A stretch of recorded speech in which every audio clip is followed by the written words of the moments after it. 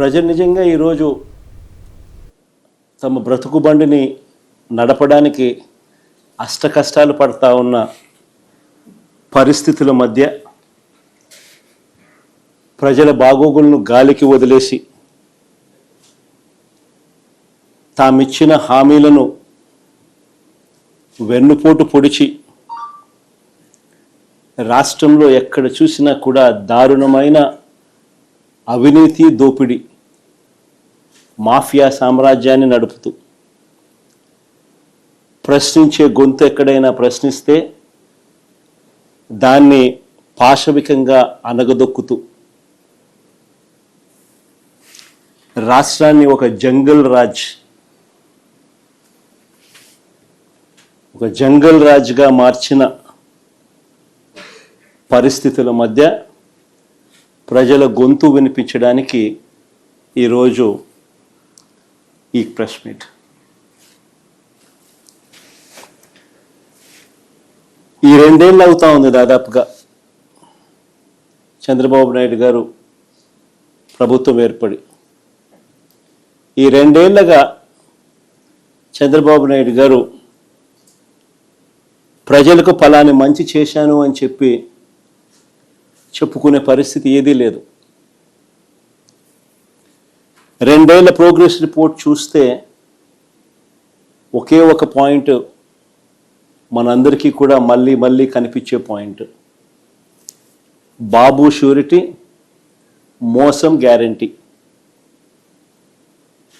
ఇది ఈ 2 ఏళ్ల బాబు పరిపాలన తీరును ఒకసారి గమనిస్తే మళ్ళీ ఒకసారి మనందరికీ కూడా కనిపించే నిజం.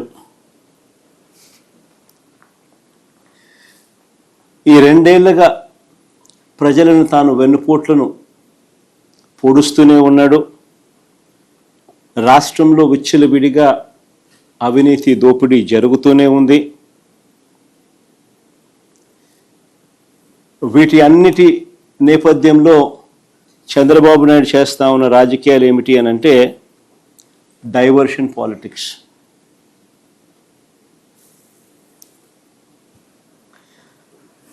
ఏ విషయంలో అయినా కూడా ఎవరైనా గట్టిగా తనను ప్రశ్నించే అంశం ఏదైనా బయటకు వస్తే వెంటనే ఆ టాపిక్ డైవర్ట్ చేసేందుకు వైఎస్ఆర్ కాంగ్రెస్ పార్టీ మీద, నా మీద ఇలా ఒక అడ్డగోలుగా ఆరోపణలు చేయడం, టాపిక్ను డైవర్ట్ చేయడం, ఇది మనం అంతా కూడా ఈ 2 ఏళ్ళగా జరుగుతూ ఉన్న స్క్రిప్టు, స్క్రీన్ ప్లే సినిమా చూస్తూనే ఉన్నాం.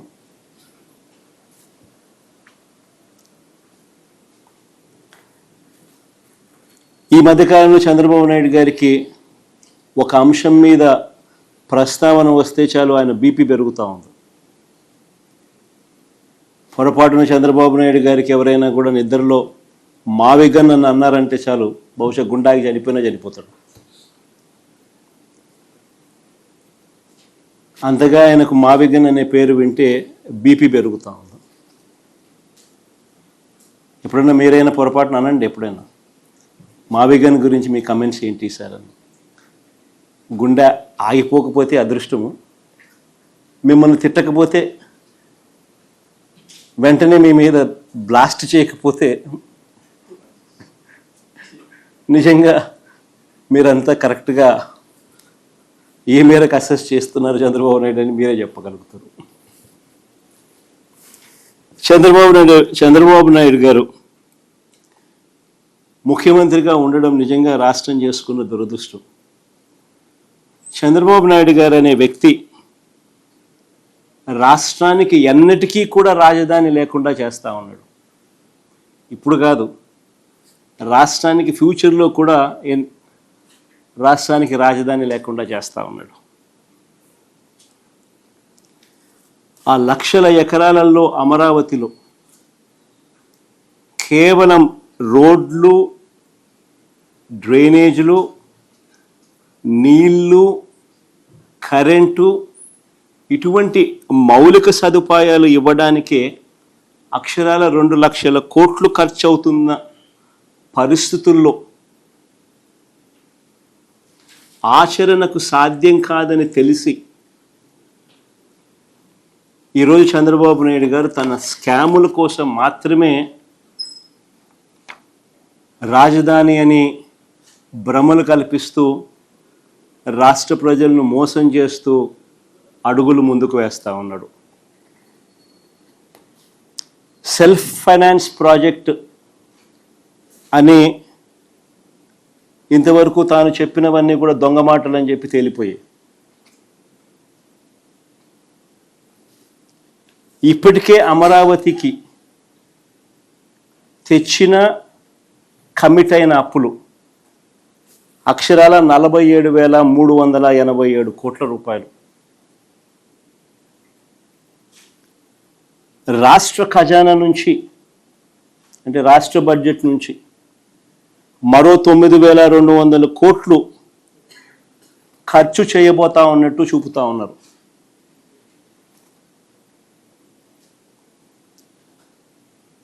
స్కాముల కోసం ఎందుకయ్యా రాష్ట్ర ప్రజల వెన్ను విడుస్తున్నావు అని ఎవరైనా ప్రశ్నిస్తే బీపీ పెరుగుతూ ఉంది.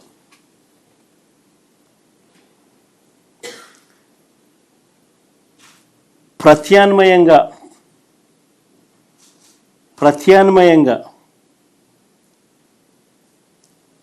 మోస్ట్ ప్రాక్టికల్గా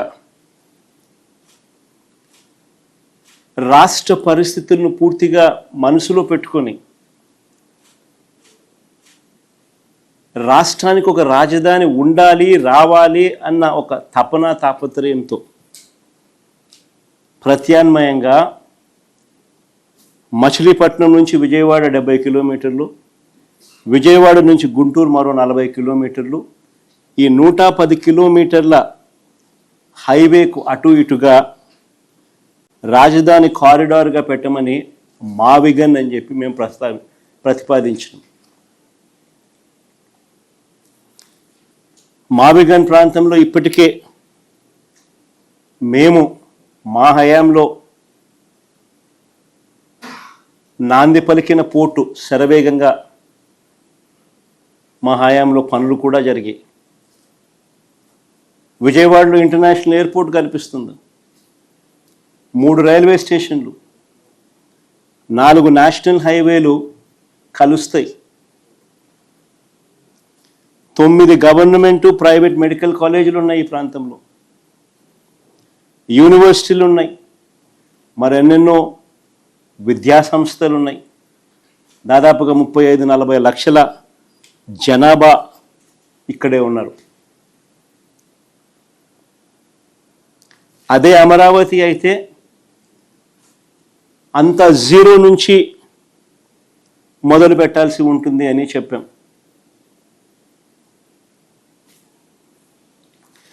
మేము ప్రతిపాదించిన మావిగన్కు ప్రజల్లో నుంచి మద్దతు వచ్చేసరికి ప్రజలందరూ కూడా ఇది కరెక్ట్ ఆలోచన, చంద్రబాబు నాయుడు గారు స్కాముల కోసం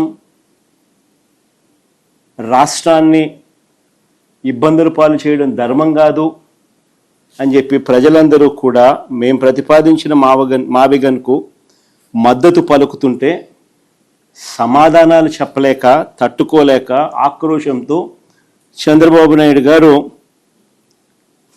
బీపీ పెరుగుతూ ఉంది, నోట్లో నుంచి ఇష్టం వచ్చిన మాటలు మాట్లాడుతూ ఉన్నారు. ఆయనే కాకుండా ఆయన మంత్రుల చేత కూడా అబద్ధాలతో బూతులు తిట్టిస్తూ ఉన్నాడు.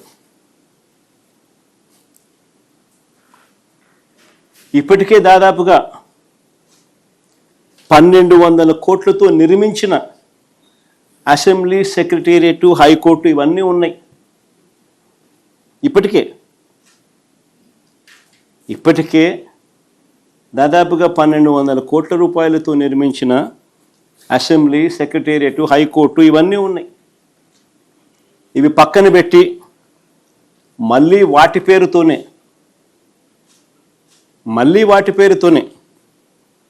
అంటే మళ్ళీ సెక్రటేరియట్, మళ్ళీ అసెంబ్లీ, మళ్ళీ హైకోర్టు, మళ్ళీ వాటి పేరుతోనే కొత్తగా బిల్డింగ్లు కడతానంటున్నాడు.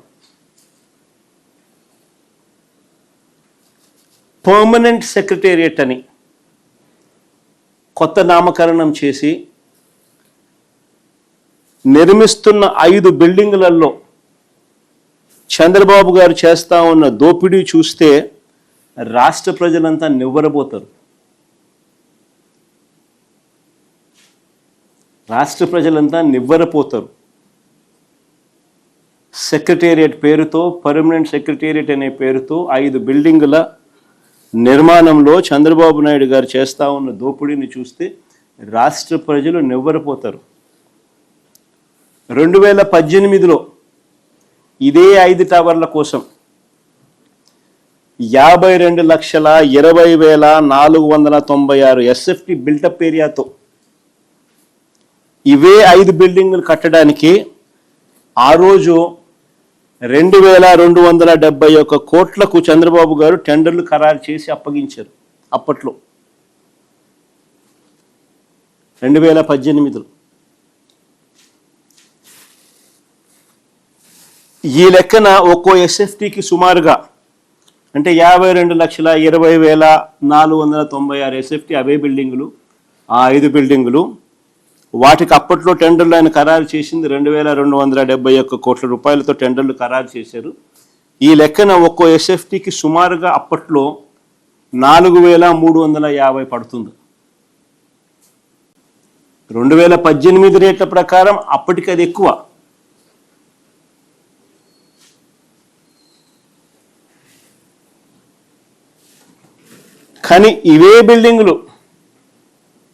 కానీ మళ్ళీ ఇవే బిల్డింగులు గతంలో వర్కులు ఎవరికైతే ఇచ్చినారో ఆ టెండర్లను క్యాన్సిల్ చేసి మళ్ళీ కొత్త టెండర్లను మళ్ళీ పిలిచి, ఆశ్చర్యం ఏమిటంటే గతంలో ఉన్న వాళ్ళే మళ్ళీ కాంట్రాక్టర్లు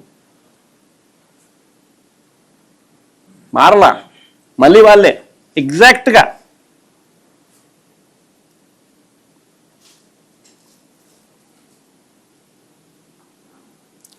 ఆ టెండర్లను రద్దు చేసి మళ్ళీ అవే కంపెనీలకే అవే పనులే ఇచ్చాడు. ఒక టైలర్ మేడ్ రిగ్గింగ్ పద్ధతిలో టెండర్లు ఈ కంపెనీలకు వచ్చేలా చేశాడు. దీని వెనుక ఉన్న మంత్రం ఏమిటో చెప్పమని అడుగుతూ ఉంటే మాత్రం చంద్రబాబు నాయుడు గారు చెప్పరు. కానీ బీపీ మాత్రం పెరుగుతూ ఉంటుంది ఈ ప్రశ్నలు అడిగినప్పుడు మాత్రం. ఇవే 5 బిల్డింగులకు సంబంధించి ఇప్పుడు ఇచ్చిన ఈ 5 బిల్డింగులకు సంబంధించి ఇది బాగా ఇంట్రెస్టింగ్గా ఉంటుంది. ఇప్పుడు మీరు కొద్దిగా అటెన్షన్ పెట్టి వినండి. ఇవే 5 బిల్డింగులకు సంబంధించి కేవలం స్ట్రక్చర్ కోసమే, బిల్డింగ్ పూర్తి కాదు, కేవలం స్ట్రక్చర్ కోసమే ఇవే 5 బిల్డింగులకు ఇప్పటికీ 4,354 కోట్ల రూపాయలకు ఫైనలైజ్ చేసినారు. మళ్ళీ ఇదే బిల్డింగ్లోనే, మళ్ళీ ఇదే బిల్డింగుల కొరకే, ఇదే కాంపౌండ్లోనే వీటికి డ్రైనేజు నీళ్లు ఇతర ఇన్ఫ్రా కోసం అని చెప్పి మరో 1,053 కోట్లకు ఫైనలైజ్ చేశారు. మళ్ళీ ఇవే బిల్డింగుల్లోనే మళ్ళీ లిఫ్టులు, ఏసీలు, ఎలక్ట్రికలు, ప్లంబింగ్ పనుల కోసం మరో 2,316 కోట్లకు మళ్ళీ ఫైనలైజ్ చేసినారు. మళ్ళీ అందరితో ఆగిపోలే, బిల్డింగ్ పూర్తి కాల. మళ్ళీ అదే బిల్డింగ్కే, మళ్ళీ ఇదే బిల్డింగులకే అదనంగా ఈసారి గ్లాస్ ఫిట్టింగ్ అంట, అద్దాల కోసం ఏకంగా మరో 2,540 కోట్లు. ఆ 5 బిల్డింగులకు అద్దాలు వేయడానికి 2,540 కోట్లు మళ్ళా కట్టబెట్టారు. మళ్ళా సేమ్ కాంట్రాక్టర్లకే, సుమా ఒక్కొక్కరికి ఒక్కొక్క కాంట్రాక్టర్ కాదు, ఒక్కొక్క పనికి ఒక్కొక్క కాంట్రాక్టర్ కాదు, మళ్ళీ వాళ్ళకే అన్నీ. ఈ బిల్డింగులకు డిజైన్ చేయడానికి మళ్ళీ 401 కోటి, ఈ బిల్డింగులకు డిజైన్స్ ఇవ్వడానికి మళ్ళీ 401 కోటి. వెరసి ఈ 5 బిల్డింగులకు అయ్యే ఖర్చు ఏకంగా 10,665 కోట్లు. అంటే స్క్వేర్ ఫీట్కి ఈ 52,20,496 ఎస్ఎఫ్టీ ఏదైతే ఉందో స్క్వేర్ ఫీట్కు వెరసి ఈ 10,665 కోట్లు, స్క్వేర్ ఫీట్కు వెరసి 20,427 రూపాయలు per square feet cost of construction. మా మధు అక్కడే ఉన్నాడు, ముక్కును లేలేసుకుంటా ఉన్నాడు పక్కనే.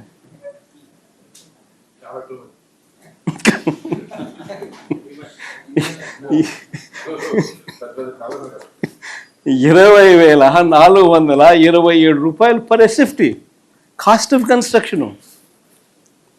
మళ్ళీ వీటిలో ఇంటీరియర్లు లేవు, ఇంటీరియర్స్ వేరే.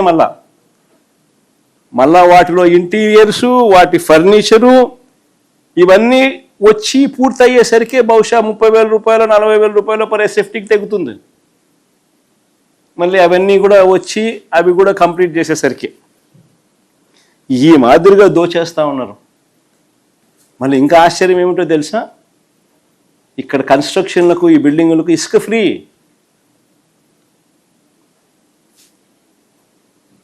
మళ్ళీ ఇసుక ఫ్రీ. వీటికి జిఎస్టీ ఎగ్జంప్షను, వీటికి జిఎస్టీ రీయింబర్స్మెంట్ ఉంది, ఎంఈఆర్ఐటి ఎగ్జంప్షన్ ఉంది, డిఎంఎఫ్ ఎగ్జంప్షన్ ఉంది, ఎన్ఏసి ఛార్జీస్ ఎగ్జంప్షన్స్ ఉన్నాయి. ఇవన్నీ కూడా రీయింబర్స్మెంట్. వీటి అన్నింటి కూడా రీయింబర్స్మెంట్లో ఉన్నాయి ఇవన్నీ కూడా. చూడండి ఒకసారి మీరే ఆ జీవోలు, వాళ్ళు ఇచ్చిన నంబర్సు అన్నీ చూపించమో ఒకసారి. ఫస్ట్ చూపించు, ఆ నుంచి చూడండి. దాని తర్వాత చూపించుమా. ఇవి ఈ రీయింబర్స్మెంట్లకు సంబంధించిన వాల్యూ. ఇంతకుముందు 3,600 ఎందుకు మామ, ఇంతకుముందు 3,600 చూపించు. ఎన్నికి ముందుకు పోతాను, ఎన్నికి పోవాలి నేను. ఇంతకుముందు 3,673 కోట్లు ఈ ఎగ్జంప్షన్స్. తర్వాత ముందుకు ఈ ఎగ్జంప్షన్ మధ్యలో ఇంత ముందు చూపించడం కదా నాన్న, అది చూపించు. ఈ ఎగ్జంప్షన్స్ విలువ 681 కోట్లు. దాని తర్వాత ముందుకు నేను ఒక బరిసి 4,354 కోట్లు. దాని తర్వాత 1,053 కోట్లు ఏదానికి, ఇది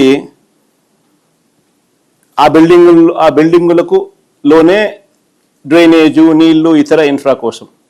తర్వాత ఈ పక్కన ఇదే బిల్డింగుల కోసమే లిఫ్ట్లు, ఏసీలు, ఎలక్ట్రికల్, ప్లంబింగ్ పనుల కోసం మరో 2,300 కోట్లకు సంబంధించిన ఇంకో జియో.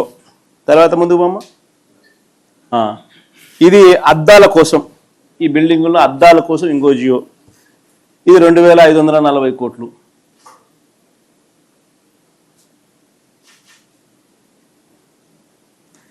ఈ మాదిరిగా లూటీ జరుగుతూ ఉంది. నిజంగా బెంగళూరు, హైదరాబాదు, చెన్నై లాంటి మహానగరాల్లో కూడా 5 స్టార్ సదుపాయాలతో కలిపి, టాకింగ్ అబౌట్ 5 స్టార్ అకామిడేషన్, అంటే 5 స్టార్ లాబీసు, ఆ మాదిరిగా ఉండే high end residential flats 4,500 cost of construction, 4,500 దాటదు. అంతేనా మరి? తెలంగాణలో కూడా ఇటీవల కేసీఆర్ గారు సచివాలయాన్ని తెలంగాణలో కట్టారు. 28 ఎకరాల్లో నిర్మించారు ఆయన. దాదాపు 10 లక్షల చదరపు అడుగులు, 615 కోట్లు. నేను అట్టేసుకున్న 6,000 రూపాయలే. కేసీఆర్ కూడా కన్ను చెదురుతాయి 20,427 రూపాయలు అంటే.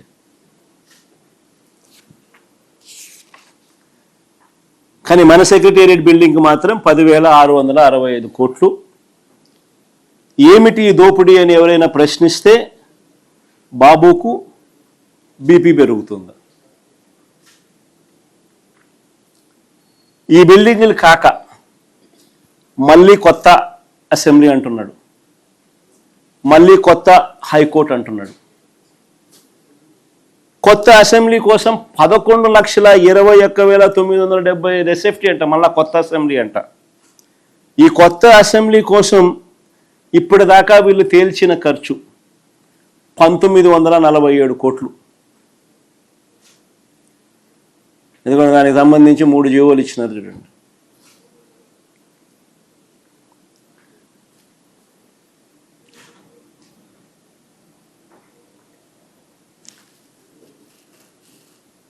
అంటే స్క్వేర్ ఫీట్కు 17,356 రూపాయలు పడినట్టు.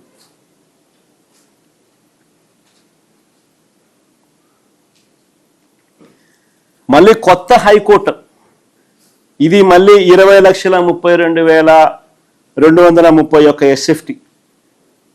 దీనికి ఇంకా పూర్తి టెండర్లు కంప్లీట్ చేయాల. ఇంతవరకు పిలిచిన వాటినే 1,480 కోట్లతో ఇప్పటిదాకా పిలిచినారు. అదే 1,480 కోట్లు. ఇది పూర్తయ్యేసరికి ఇది ఏ స్థాయికి పోతుందో తెలియదు, కానీ ఇంతవరకు పిలిచిన పరిస్థితి ఇది. అంటే ఇప్పటి వరకు 7 బిల్డింగుల కోసం, అంటే 5 బిల్డింగులు సెక్రటేరియట్ పేరిట, ఒక అసెంబ్లీ, ఒక హైకోర్టు, ఈ 7 బిల్డింగుల పేరిట వెరసి 10,665 కోట్లు సెక్రటేరియట్ కోసం, అసెంబ్లీకి 1,947 కోట్లు, హైకోర్టుకు ఇప్పటిదాకా పిలిచిన వ్యయాన్ని లెక్కేసుకుంటే మరో 1,480 కోట్లు లెక్కేసుకుంటే ఈ 7 బిల్డింగులకు ఇప్పటిదాకా 14,092 కోట్లు, కేవలం 7 బిల్డింగులు.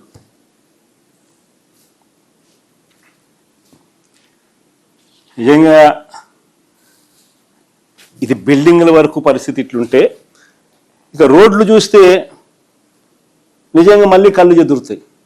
అమరావతిలో వేసే రోడ్ల స్కాములు చూస్తే దేశంలో ఎక్కడ కూడా హైవేలు వేసినా కూడా కిలోమీటర్కి అయ్యే ఖర్చు ఎంత అని చెప్పి ఈ మధ్యకాలంలోనే 5 సెప్టెంబర్ 2026 పార్లమెంటులో కేంద్ర మంత్రి గారిని, హైవేస్ మినిస్టర్ని నితిన్ గడ్కరీ గారిని ప్రశ్న అడిగినారు పార్లమెంట్లో. ఆయన ఇచ్చిన సమాధానం ఒకసారి చూస్తే, సివిల్ కన్స్ట్రక్షన్ ఎక్కడైనా కూడా యావరేజ్గా రోడ్లు వేయడానికి నేషనల్ హైవేకి అయ్యే ఖర్చు కిలోమీటర్కు 24 కోట్లు అని చెప్పి ఆయన పార్లమెంటుకు ఆయనంతకు ఆయనే లిఖితపూర్వకంగా సబ్మిట్ చేసిన లెటర్ అది. అక్కడ బాగా కనిపిస్తుంది చూడండి, అటువైపు కూడా బాగా కనిపిస్తుంది, ఇటువైపు కనపడని వాళ్ళకు.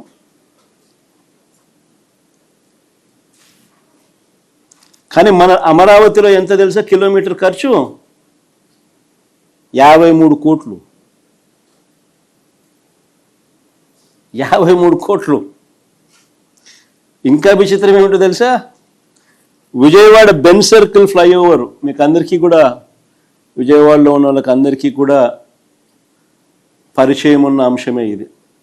బెన్ సర్కిల్ దగ్గర ఫ్లైఓవర్కు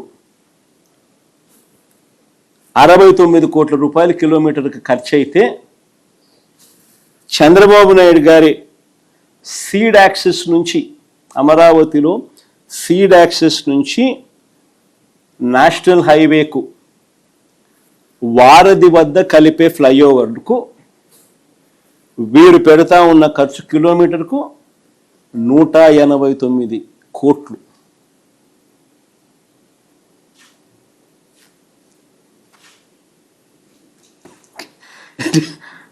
నిజంగా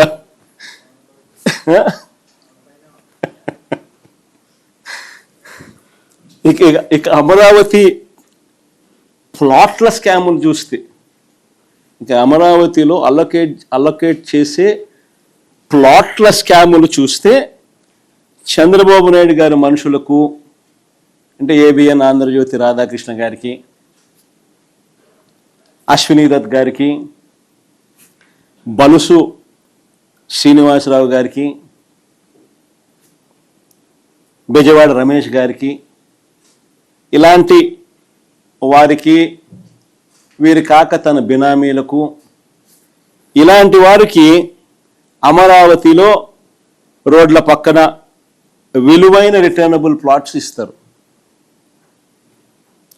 అదే సామాన్య రైతులకు వచ్చేసరికి వాళ్లకు చెరువుల్లోనూ, వాగుల్లోనూ, కుంటల్లోనూ వాళ్ళకి ఇస్తూ ఉన్నారు.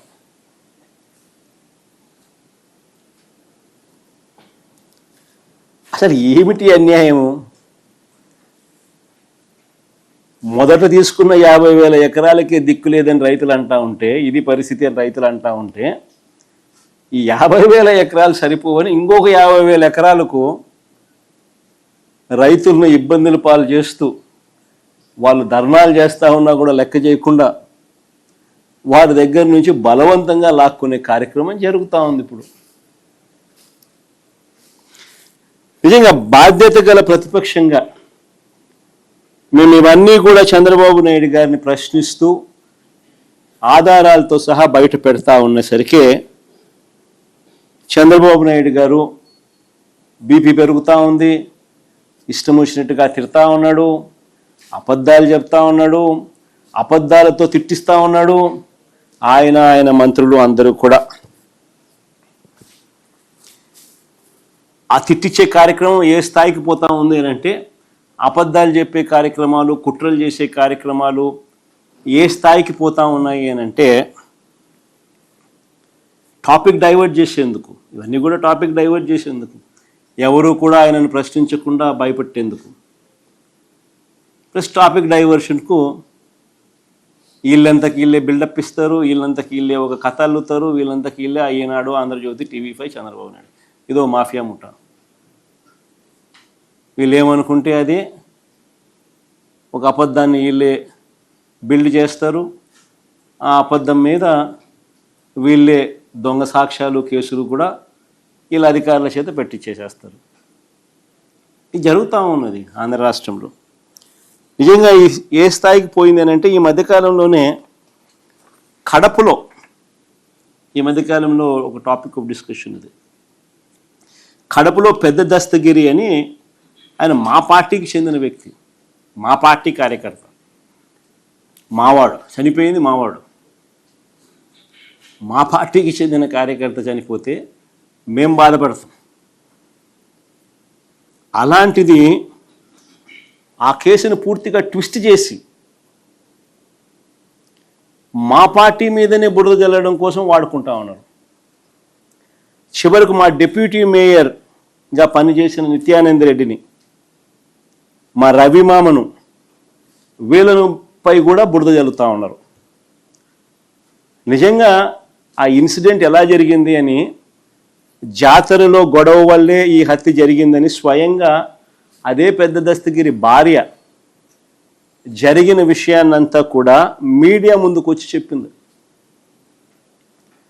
తాము ఎవరికి బినామీ కాదని, డిప్యూటీ మేయర్గా పనిచేస్తా ఉన్న నిత్యానంద రెడ్డితో తమకు ఎలాంటి విభేదాలు లేవని కూడా చెప్పింది.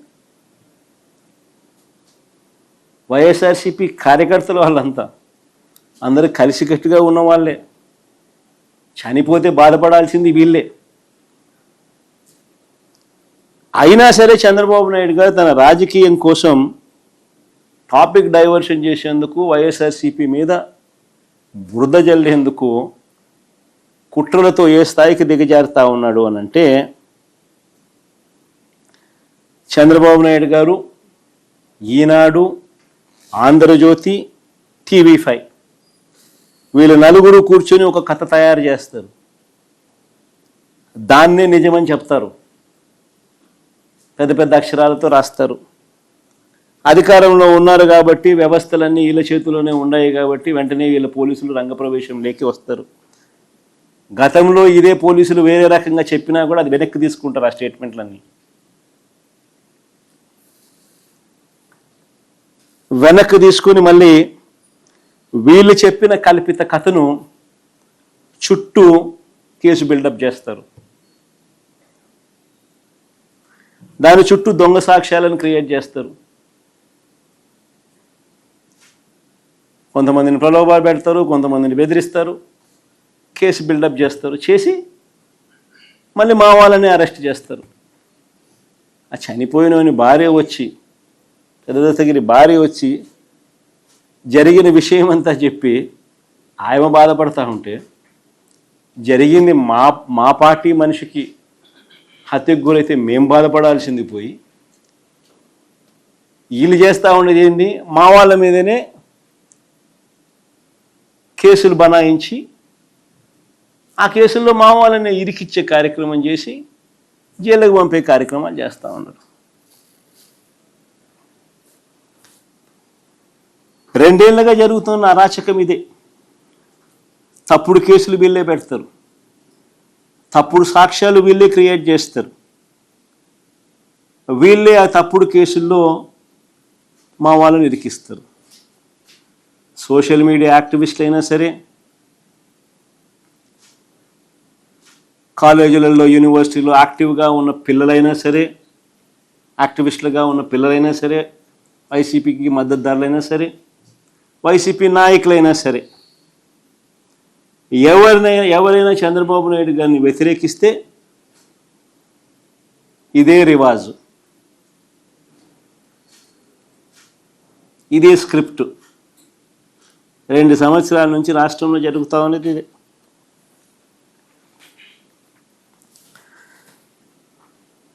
నేను అడుగుతా ఉన్నా అసలు చంద్రబాబు నాయుడు గారిని, అసలు అయ్యా చంద్రబాబు, అసలు ఎవరిదయ్యా గొడ్డలి పార్టీ అని చంద్రబాబుని సీరియస్గా క్వశ్చన్ చేస్తా ఉన్నాను. ఎవరిదయ్యా గొడ్డలి పార్టీ, ఎవరిదయ్యా గన్ కల్చర్, ఎవరిదయ్యా హత్యా రాజకీయాలు, ఎవరిది హత్యా రాజకీయాల సంస్కృతి అని అడుగుతా ఉన్నాను. ఇదే చంద్రబాబు నాయుడు గారిని సూటిగా. మా కుటుంబంలో ముగ్గురు, మా తాతగారు, మా నాన్నగారు, మా చిన్నాన్నగారు, ముగ్గురు బలైపోయారు. మేం బాధితులం.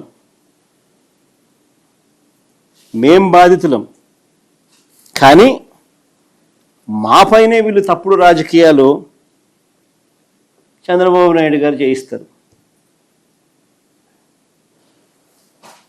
మా తాతగారు రాజారెడ్డి గారిని చంపింది ఎవరు అని అడుగుతా ఉన్నా చంద్రబాబు నాయుడు గారిని. టీడీపీ వాళ్ళు కాదా? ఈ ఘటన చంద్రబాబు ముఖ్యమంత్రిగా ఉన్నప్పుడు కాదా జరిగింది అని అడుగుతా ఉన్నా. 1999 అసెంబ్లీ ఎన్నికలకు ఏడాది ముందు, 1999 చంద్రబాబు నాయుడు గారు ముఖ్యమంత్రిగా ఉన్నారు. 1999 ఎన్నికలకు ముందు, ఏడాది ముందు చంద్రబాబు నాయుడు గారు ముఖ్యమంత్రిగా ఉన్నప్పుడు మా తాతగారిని రాజారెడ్డి గారిని చంపారు. కేవలం నాన్నగారిని రాజశేఖర రెడ్డి గారిని పులివెందులకి కట్టడి చేయాలి అన్న ఒక్క రాజకీయ కోణంతో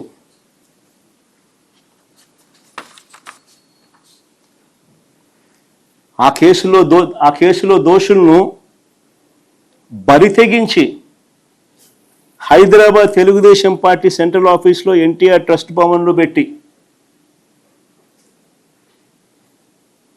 అధికార దుర్వినియోగం చేసి వాళ్ళని రక్షించినారు, జైలుకు కూడా పంపకుండా.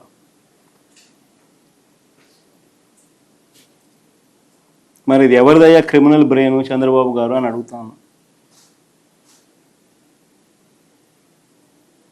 ఎవరిదయ్యా క్రిమినల్ బ్రెయిన్ అని అడుగుతాను చంద్రబాబు నాయుడు గారిని. మా నాన్నగారి విషయంలోనూ అంతే. మా నాన్నగారు చనిపోక మునుపు 2-3 రోజుల కిందట అసెంబ్లీ సమావేశాలు జరుగుతూ ఉన్నాయి. అప్పట్లో ఆ అసెంబ్లీ సమావేశాలు క్లిప్పింగ్స్ ఒకసారి చూడండి మీరు కూడా. చంద్రబాబు నాయుడు గారు అన్న మాట అసెంబ్లీలో, నువ్వు అసెంబ్లీకి ఎలా వస్తావో నేను చూస్తానన్నాడు. చంద్రబాబు నాయుడు గారు అన్న ఈ మాట తర్వాత 2-3 రోజులకి నాన్నగారు చనిపోయారు. Helicopter accident.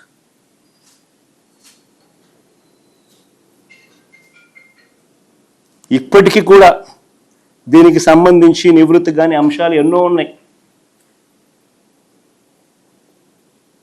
ఎవరిదయ్యా Chandrababu criminal brain అని అడుగుతా ఉన్నా. మా చిన్నాన్న వివేకానంద రెడ్డి గారిని ఇదే చంద్రబాబు ప్రభుత్వంలో హత్యకు గురైన మాట వాస్తవం కాదా అని అడుగుతా ఉన్నా.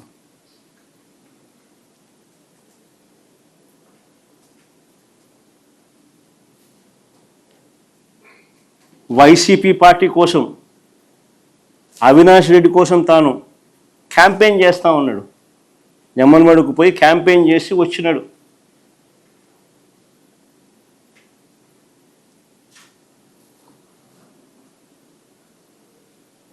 పైగా తానే వివేకం చిన్నానని హత్య చేశానంటూ సాక్షాత్తు టీవీలో లైవ్ టీవీ షోలో చెలరేగిపోయి విచ్చలవిడిగా మాట్లాడిన ఈ దస్తగిరి అనే వ్యక్తి, చంపిన వ్యక్తి, నేనే చంపాను అని చెప్పి విచ్చలవిడిగా చెలరేగిపోయి మాట్లాడాడు టీవీ లైవ్ షోలో ఈ దస్తగిరి అనే వ్యక్తి. ఇవాళ స్వేచ్ఛగా పోలీసుల వత్తాసుతో దర్జాగా కారులో తిరుగుతూ ఉన్నాడు. జైల్లో ఉండాల్సిన వ్యక్తి దర్జాగా కారులో తిరుగుతూ ఉన్నాడు ఈరోజు. అంతేకాదు పైగా చంద్రబాబు లాయరు సిద్ధార్థ లూత్రా, దస్తగిరి లాయరు కూడా సిద్ధార్థ లూత్రా.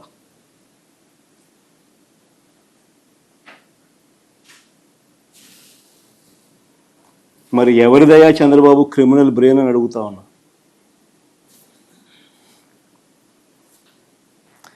రాజకీయ లబ్ధి కోసం ప్రలోభాలతో హంతకులను రక్షించడం, నిర్దోషులను హింసించడం ఈ కేసులో జరుగుతూ ఉంది. ఇదేగా చంద్రబాబు అని అడుగుతా ఉన్నా. ఇంకొక ఉదాహరణ, చంద్రబాబు గారి బావమరిది వియ్యంకుడు బాలకృష్ణ గన్ పట్టుకొని టపా టపా అని ఇద్దరిని కాల్చి పడేయలేదా అని అడుగుతా ఉన్నా.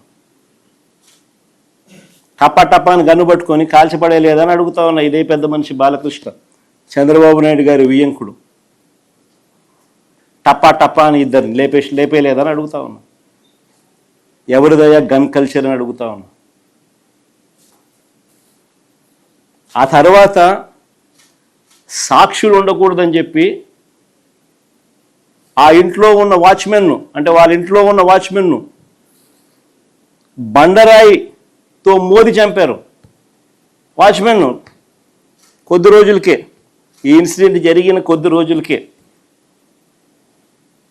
ఆ ఇంట్లో ఉన్న వాచ్మెన్ను బండరాయితో మోది చంపారు.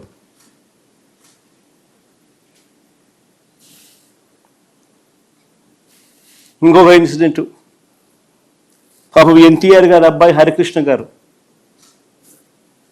యాక్సిడెంట్లో ఆయన చనిపోతే పరామర్శ కోసం అని చెప్పి పోయి చంద్రబాబు నాయుడు గారు పోయి కేటీఆర్తో పొత్తులు పోయి చంద్రబాబు మాట్లాడారు శవాన్ని పెట్టుకొని.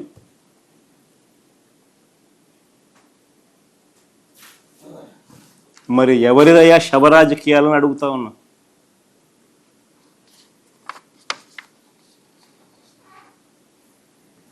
అంతేకాదు సొంత కూతుర్నిచ్చి రాజకీయ జీవితాన్ని ఇచ్చిన సొంత మామ,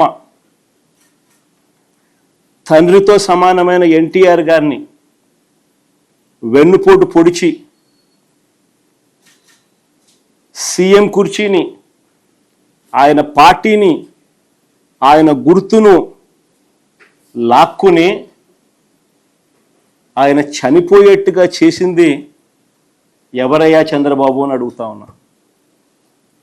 ఎవరివయ్యా కుట్ర రాజకీయాలు అని అడుగుతా ఉన్నా.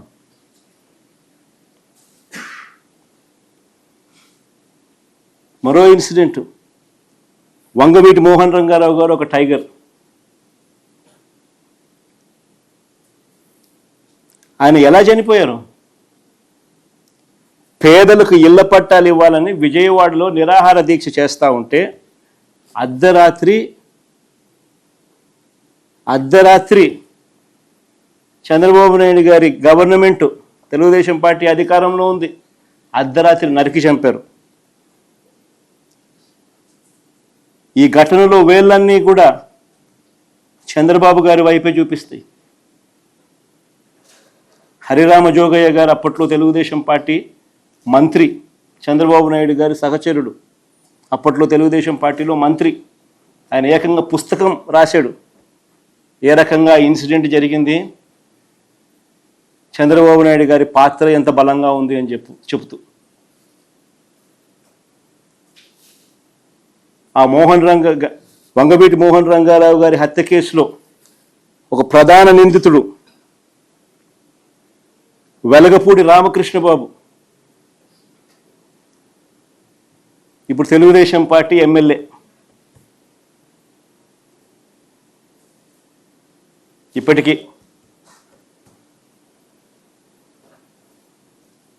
ఇంకా ముందుకు పోదాం. హత్య రాజకీయాలు ఎవరియో, కుట్ర రాజకీయాలు ఎవరియో, శవ రాజకీయాలు ఎవరియో, ఇవన్నీ కూడా ప్రజలందరికీ కూడా తేటతెల్లం అవుతా ఉన్నాయి. ఎన్టీఆర్ గారి మీద దాడి చేసిన కేసులో మల్లెల బాబ్జీ అనే వ్యక్తిని పోలీసులు అరెస్ట్ చేశారు.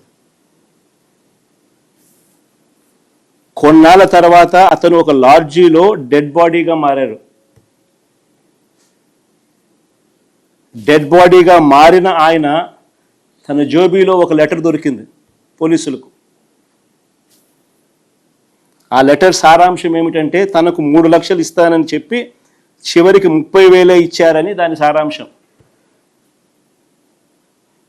అసలు ఎన్టీఆర్ మీద దాడి కోసమే డబ్బులు ఇచ్చారా,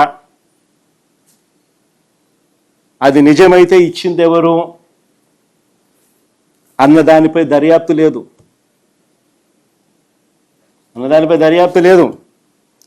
ఈ కేసులో వేళ్ళన్నీ కూడా అప్పట్లో చంద్రబాబు వైపే చూపించాయి.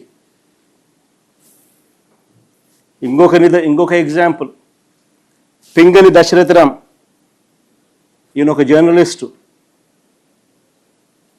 విజయవాడలో ఎన్కౌంటర్ అనే ఒక పత్రికను పెట్టి టీడీపీ ప్రభుత్వ అవినీతిని ప్రశ్నిస్తూ ఉంటే ఈ వ్యక్తిని హైదరాబాదు నుంచి బస్సు దిగి రిక్షాలో ఇంటికి వెళ్తూ ఉంటే కత్తులతో దారుణంగా దాడి చేసి చంపారు.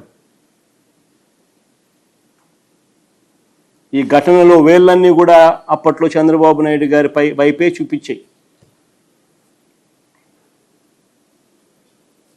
అడుగుతా ఉన్న చంద్రబాబు నాయుడు గారిని, ఎవరి అయ్యా హత్య రాజకీయాలు, ఎవరి అయ్యా కుట్ర రాజకీయాలు, ఎవరి అయ్యా శవ రాజకీయాలు? ఇదే పెద్ద మనిషి చంద్రబాబు నాయుడు గారు గురించి మాట్లాడుతూ ఆయన తోడల్లుడు దగ్గుపాటి వెంకటేశ్వరరావు గారు ఏకంగా పుస్తకం రాశాడు. అనేక టీవీలలో ఆయన ఇంటర్వ్యూలు కూడా ఇచ్చాడు. ఆయన అన్న మాటలు ఆయన పుస్తకంలో రాసినటివి. ధర్నాలు ఆందోళనల సమయంలో బస్సులు తగలబెట్టాలంటూ చంద్రబాబు పార్టీ క్యాడర్కు చెప్పేవాడని.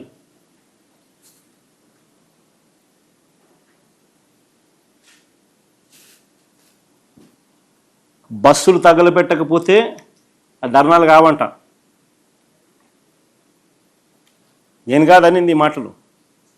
స్వయంగా ఆయన తోడల్లుడు దగ్గుబాటి వెంకటేశ్వరరావు గారు అనేక టీవీ ఇంటర్వ్యూలలో ఆయన రాసిన పుస్తకంలో చంద్రబాబు నాయుడు గారి కుట్రలు, రాక్షస రాజకీయం గురించి వివరించిన మాటలు ఇవి. హరిరామ జోగయ్య గారి గురించి కూడా నేను ఇంతకు ముందే చెప్పా. ఆయన కూడా చంద్రబాబు నాయుడు గారితో సహచరుడు, మంత్రి.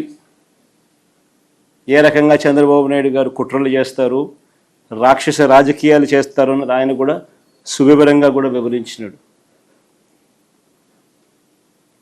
హత్యలతోనూ, వెన్నుపోట్లతోనూ, శవాలతోనూ, కుట్రలతోనూ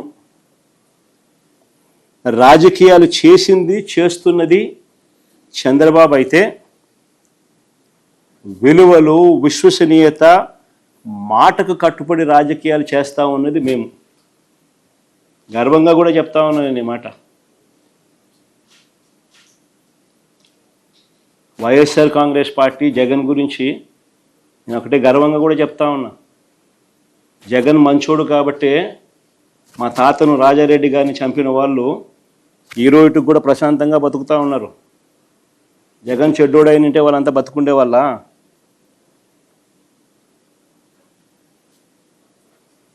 మా తాతగారిని దారుణంగా నరికి చంపిన వాళ్ళంతా ఈరోజు ప్రశాంతంగా ఇప్పటికీ ఉన్నారు. జగన్ నైజం ఎలాంటిది, జగన్ మనస్తత్వం ఎలాంటిది అని నిదర్శనం అది.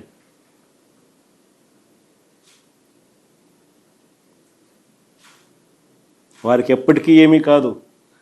ఎందుకనంటే మాకు నేర్పించింది రాజకీయాలు ఎలా చేయాలని మాకు నాన్న నేర్పించింది హత్యలు చేయమని కాదు, చంద్రబాబు నాయుడు గారి మాదిరి ప్రజలకు మంచి చేసి మంచి పేరు తెచ్చుకొని రాజకీయాలు చేయాలని. అది చంద్రబాబుకు మాకు ఉన్న డిఫరెన్స్. రాజకీయాల్లో ఎవరికి కుట్రలు అవసరమో, ఎవరికి కుట్రలు గొడ్డళ్ళు గుణపాలు అవసరమో ప్రజలకు బాగా తెలుసు.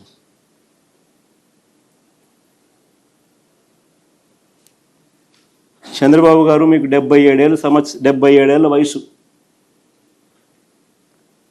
బహుశా మీకు ఇది లాస్ట్ ఎలక్షన్ ఏమో.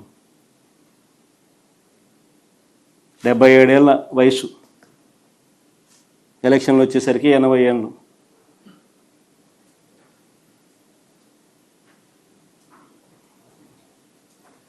ఈ వయసులో కూడా ఇలాంటి దౌర్భాగ్యమైన రాజకీయాలు చేయడానికి సిగ్గుగా నీకు అనిపించడం లేదా చంద్రబాబు అని అడుగుతా ఉన్నా.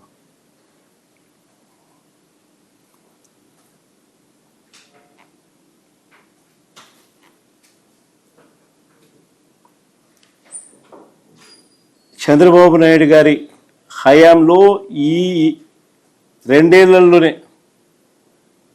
వైసీపీ కార్యకర్తలను ఏ మాదిరిగా దారుణంగా చంపిన ఘటనలు ఎలా ఉన్నాయో ఒకసారి గమనించండి. వెనుకొండలో 24 జూలై 17, 2024 వైఎస్ఆర్సీపీ నేత రషీద్ ఎంత దారుణంగా చంద్రబాబు నాయుడు గారు నడి రోడ్డు మీద నరికి చంపించే కార్యక్రమంలో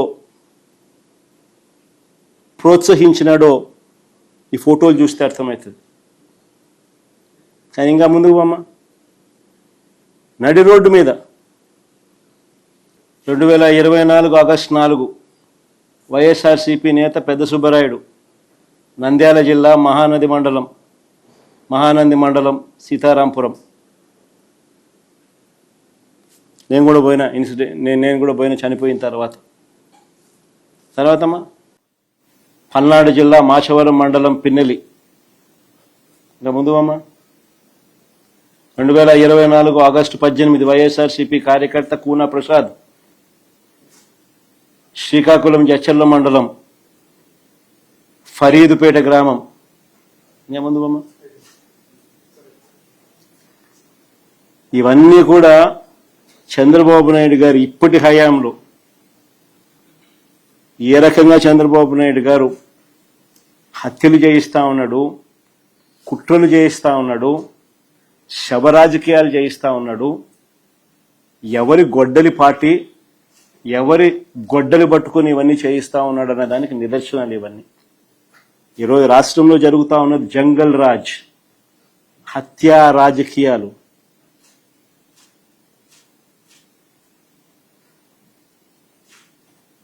చంద్రబాబు నాయుడు గారు ఆధ్వర్యంలో జరిగిస్తూ ఉన్న దారుణమైన పాలన ఇది. నేను అడుగుతా ఉన్నా ఇదే చంద్రబాబు నాయుడు గారిని, ఎప్పుడు ఏ ఇన్సిడెంట్ జరిగినా కూడా, ఎప్పుడు చంద్రబాబు నాయుడు గారు ఇబ్బందికర పరిస్థితుల్లోకి పోయే పరిస్థితి ఎప్పుడు వచ్చినా కూడా వెంటనే టాపిక్ డైవర్ట్ చేసేందుకు ఆయనతో పాటు ఆయన మంత్రులు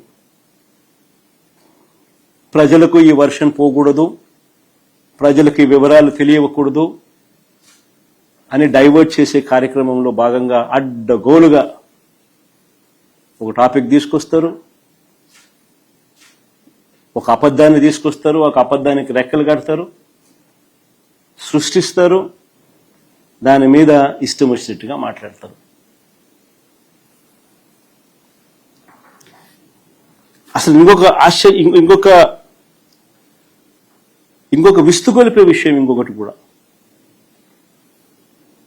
ఈ మధ్య కాలంలోనే మొన్న ఈనాడులో ఫ్రంట్ పేజీలో చూసిన జోగి రమేష్ ఫోటో.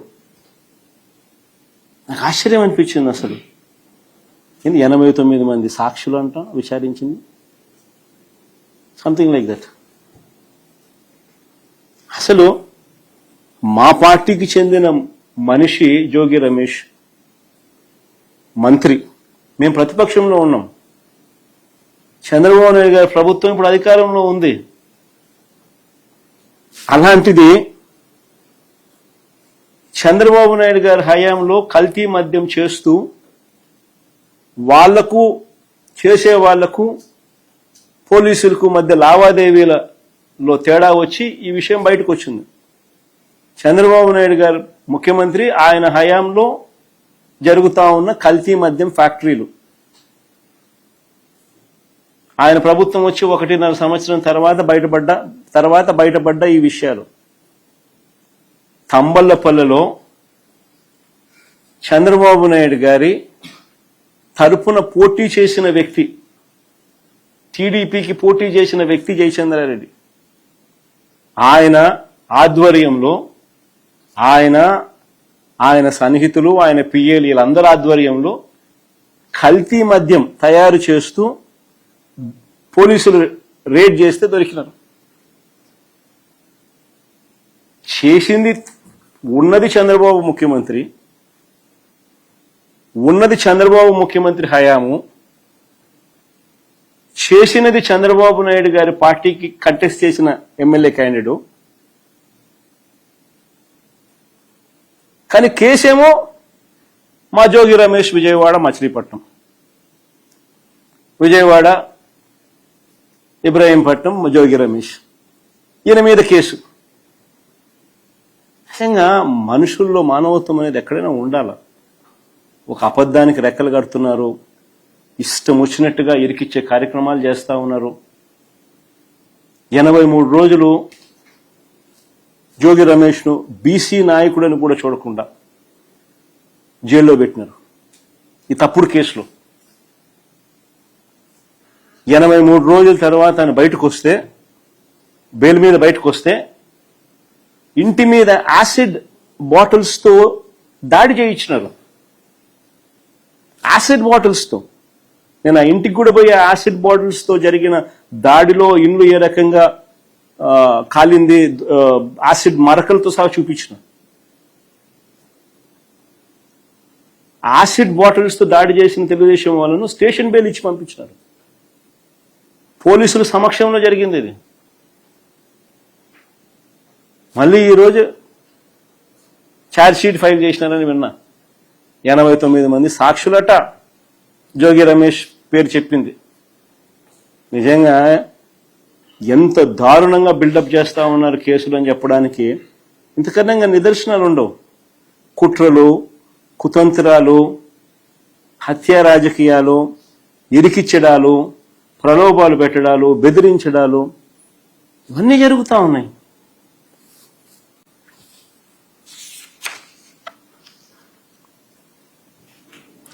ఈరోజు నిజంగా రాష్ట్రంలో ఏం జరుగుతా ఉంది తెలుసా? ప్రతి 5 బాటిళ్లకు ఒక కల్తీ బాటిల్ అమ్ముతా ఉన్నారు. రాష్ట్రానికి రావాల్సిన ఆదాయం పెరగడంలా.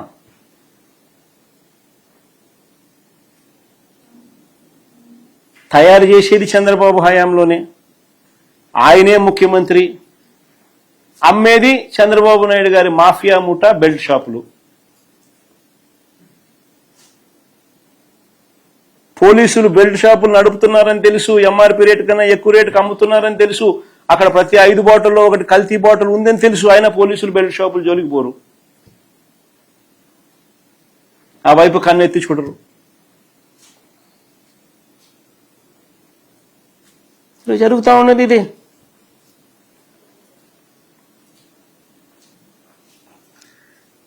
ఇంకొక ఇన్సిడెంట్, గుంటూరు జిల్లా పొన్నూరు నియోజకవర్గం. ఇది నిజంగా చాలా దారుణమైన ఘటన. ఇంకొకటి, ఈ మధ్యకాలంలో మన కళ్ళు ఎదుటే జరుగుతూ ఉంది. భావి సమాజం మొత్తం దీన్నంతా కూడా నిజంగా ఖండించాల్సిన అవసరం ఉన్న అంశం. పొన్నూరు నియోజకవర్గంలో మామిళ్లపల్లెలో కాపు సామాజిక వర్గానికి చెందిన 5 చిన్న రైతులు తాము పండించిన పంటకు, మొక్కజొన్న పంటకు రేటు లేదని ఎంఎస్పి చూస్తే 2400, కొనేవాడు చూస్తే 1600, 1400 రేటుకు కొనేదాన్ని అడుగుతున్నాడు. రేటు లేక వాళ్ళ గోడౌన్లో, చిన్న గోడౌన్, అదే సైజు కూడా, గోడౌన్ సైజు కూడా ఎవరైనా చూస్తే ఆశ్చర్యపోతారు, చిన్నది. ఆ 5 మంది రైతులు వాళ్ళ ఊర్లో, అది వాళ్ళ ఊర్లోనే, వాళ్ళ గోడౌన్లో వాళ్ళు పెట్టుకున్నారు రేట్ లేక. అది మా అంబటి మురళి ఇంటి పక్కన. ఆల్రెడీ ఆయన్ని అదే ఊరు, ఆయన కాపు సామాజిక వర్గమే. తప్పు ఎక్కడ జరిగిందని అనేదానికి అవకాశమే లేదు ఎక్కడ. అక్కడ స్థానిక ఎమ్మెల్యే చంద్రబాబు నాయుడు గారు పోలీసులను పంపుతారు, గోడౌన్ మీద రేడ్ చేయిస్తారు, ఆ గోడౌన్ మురళీదని చెప్పి అబాండాలు అబద్ధాలు చెప్తారు. ఆ గోడౌన్లో చివరికి వైఎస్ఆర్సీపీ జెండాలు కూడా ఇల్లే తీసుకొని పోతారు. అవి కూడా వీడియోలో దొరుకుతాయి. ఇల్లే వైఎస్ఆర్సీపీ సంబంధించిన కండువాలు, ఇటువంటి జెండాలు ఇల్లే పెడతా ఉన్నారు.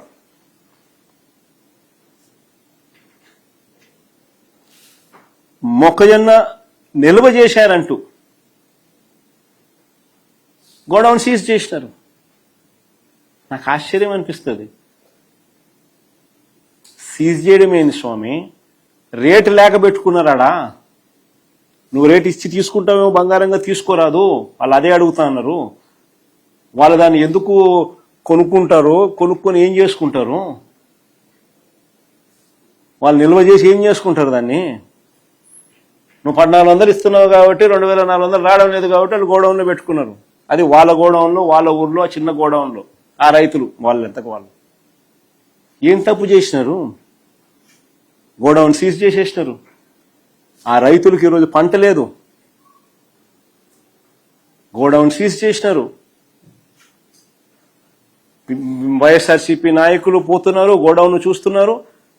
వెళ్తే ఆడోళ్ళు, అక్కడ కాపు సామాజిక వర్గానికి సంబంధించిన ఆడోళ్ళు, ఆ రైతన్నలు వచ్చి విషయాలని చెప్తా ఉంటే వాళ్ళను పోలీసులు ఏకంగా తాడుతో కట్టేస్తున్నారు. అసలు సోషల్ మీడియాలో చూస్తే జంగల్ రాజు కాకపోతే ఏంది స్వామి ఇది?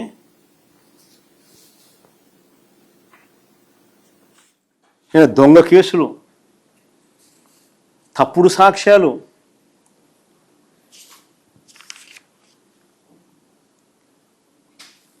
రాష్ట్రంలో నిజంగా ఎంతటి దారుణమైన పరిస్థితులు ఉన్నాయంటే ప్రజలు తమ అభిప్రాయాలను కూడా స్వేచ్ఛగా చెప్పే పరిస్థితి కూడా ఈ రాష్ట్రంలో లేదు. సోషల్ మీడియా ప్లాట్ఫామ్స్లో ఎక్కడైనా అమరావతిలో జరుగుతూ ఉన్న స్కాములు ఎవరైనా చూపిస్తే, జనాదిరిగా గీవోలు అన్నీ మనం చూపించినట్టు అన్నీ చూపించి 20,427 రూపాయలు ఏందయ్యా ఎస్ఎఫ్టీకి అని ఎవడైనా క్వశ్చన్ చేస్తూ పెట్టినా, లేకపోతే ఇందాపూర్ హెరిటేజ్కు సంబంధాల మీద ఎవరైనా సోషల్ మీడియాలో రాసిన, ఇందాపూరు హెరిటేజు వాళ్ళిద్దరి మధ్య ఉన్న సంబంధాల మీద ఎవరైనా ఆధారాలు చూపిస్తూ సోషల్ మీడియా ప్లాట్ఫామ్స్లో పెట్టినా, లేకపోతే తిరుమల లడ్డు విషయంలో మహిళల మీద అఘాయిత్యాల మీద సాక్షాత్తు టీటీడీ చైర్మన్గా ఉన్న వ్యక్తి ప్రదర్శిస్తున్న తీరు మీద ఎవరైనా సోషల్ మీడియాలో పెట్టినా, ఇవేవీ కూడా కనిపించవు. విచ్చలవిడిగా చంద్రబాబు నాయుడు గారు చేస్తూ ఉన్న మద్యం, గంజాయి, ఇసుక, మట్టి మాఫియా ఇటువంటి దోపిడీల పైన ఏవైనా సోషల్ మీడియాలో పోస్ట్ చేసినా ఈ కంటెంట్ అంతా కూడా కనపడకుండా చేసేందుకు సాక్షాత్తుగా ఏం చేస్తూ ఉన్నారు తెలుసా? ఎక్కడా లేని విధంగా సోషల్ మీడియాని సెన్సార్ చేస్తూ ఉన్నారు. సోషల్ మీడియా పోస్టులపై చంద్రబాబు నాయుడు గారే తన కార్యకర్తలతో తప్పుడు కేసులు పెట్టిస్తూ ఉన్నారు. కుప్పంలో పోయి కేసులు పెట్టిస్తాడు, తప్పుడు కేసు. దాని మీద ఎఫ్ఐఆర్ నమోదు చేస్తారు. ఆ నమోదు చేసిన ఎఫ్ఐఆర్ కాపీని, ఎఫ్ఐఆర్ను ఆ సిఐ ట్విట్టర్కు, యూట్యూబ్కు, ఫేస్బుక్కు, ఇన్స్టాకు ఇలాంటి వారి హెడ్ క్వార్టర్స్కు పంపిస్తాడు.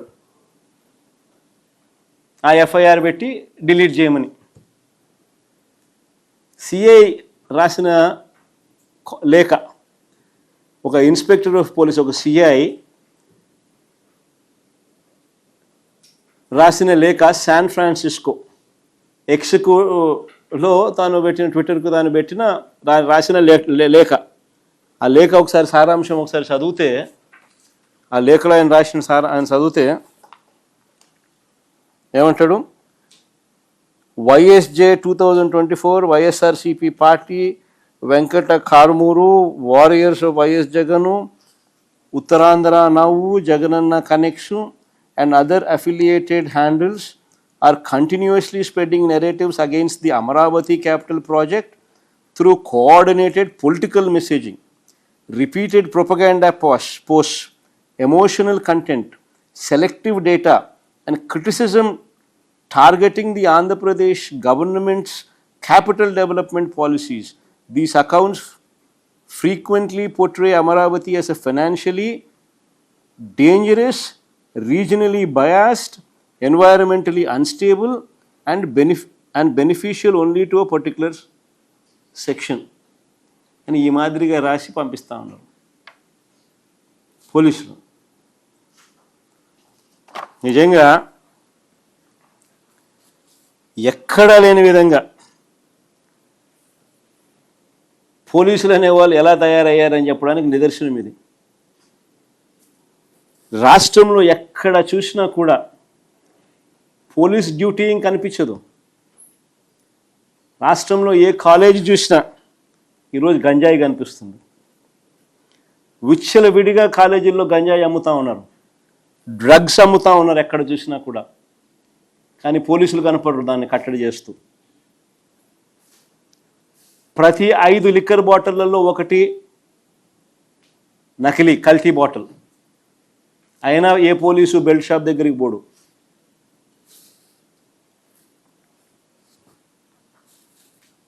పోలీసులు చేసేది ఏమిటి అంటే తప్పుడు కేసులు పెట్టడం. చంద్రబాబు నాయుడు గారికి వ్యతిరేకంగా ఎవరు మాట్లాడినా కూడా తప్పుడు కేసులు, ఆ కేసు చుట్టూ తప్పుడు సాక్ష్యాలు క్రియేట్ చేయడం, వీళ్ళని జైలుకు పంపించాలని తాపత్రయపడ్డం. నిజంగా గవర్నెన్స్ అనేది పూర్తిగా పోయింది. ఈరోజు ఆడవాళ్ళకు రాష్ట్రంలో భద్రత లేదు.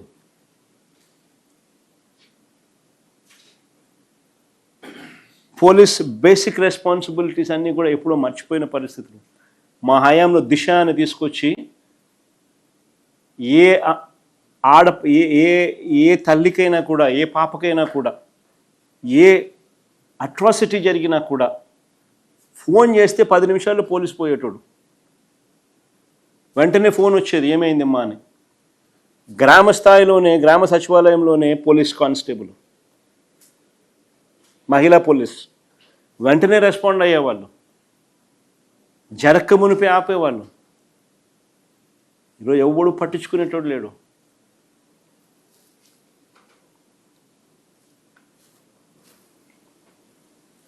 ఇంకా ముందుకు పోతే ప్రతిపక్ష పార్టీగా ఈ 2 ఏళ్లుగా మేము చంద్రబాబు నాయుడిని అడుగుతూ ఉన్నాం. మేమే కాదు, ప్రజల తరపున మేము అడుగుతూ ఉన్నాం. ప్రజలందరూ కూడా గట్టిగా నిలదీస్తూ అడుగుతూ ఉన్నారు. అయ్యా, ఎన్నికలకు ముందు సూపర్ 6 అన్నావు, సూపర్ 7 అన్నావు, మీ మేనిఫెస్టోలో 143 హామీలు ఇచ్చావు, వీటి సంగతి ఏమిటయ్యా అని చంద్రబాబు నాయుడు గారిని గట్టిగా ప్రజలు అడుగుతూ ఉన్నారు. ప్రజల తరపున మేము కూడా చంద్రబాబు నాయుడు గారిని గట్టిగా నిలదీస్తూనే ఉండం.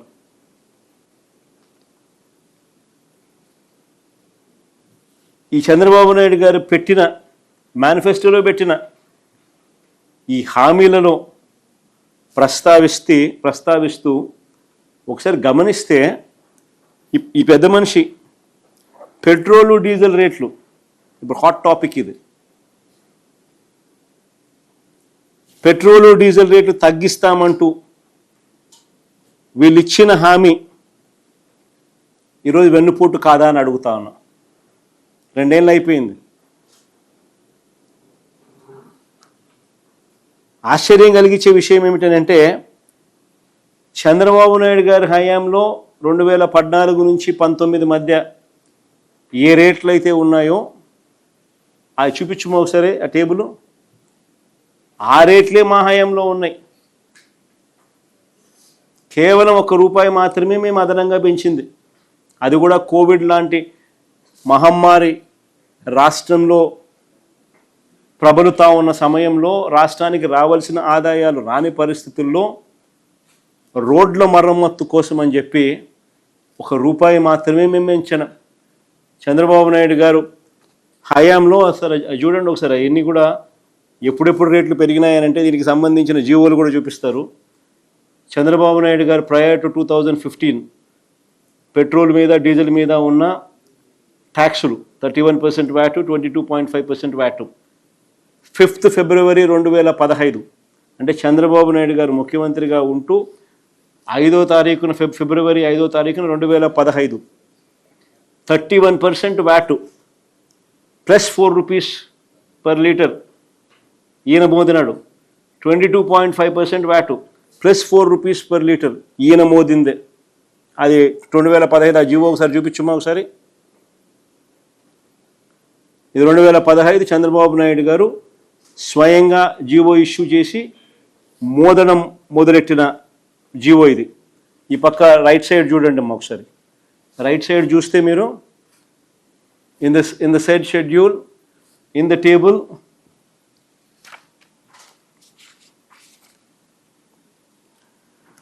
schedule in the table against item number 2 petrol in column number 4 rate of tax for the figure and percentage 31%, the figure and percentage 31% plus ₹4 per litre shall be substituted.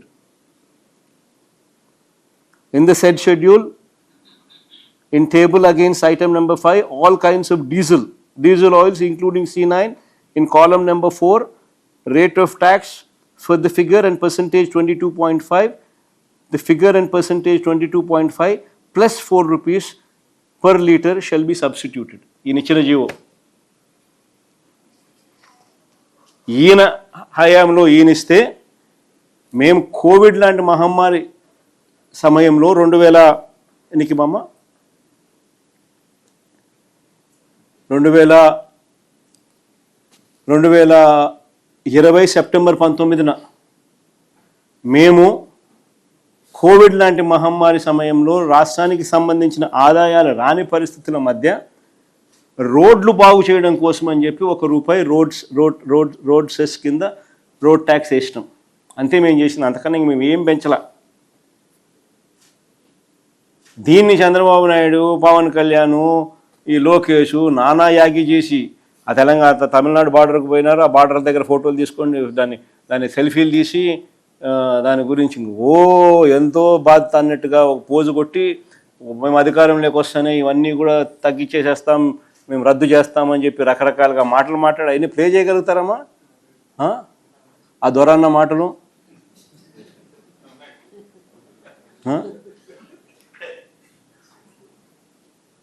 Play చేయవు సరే.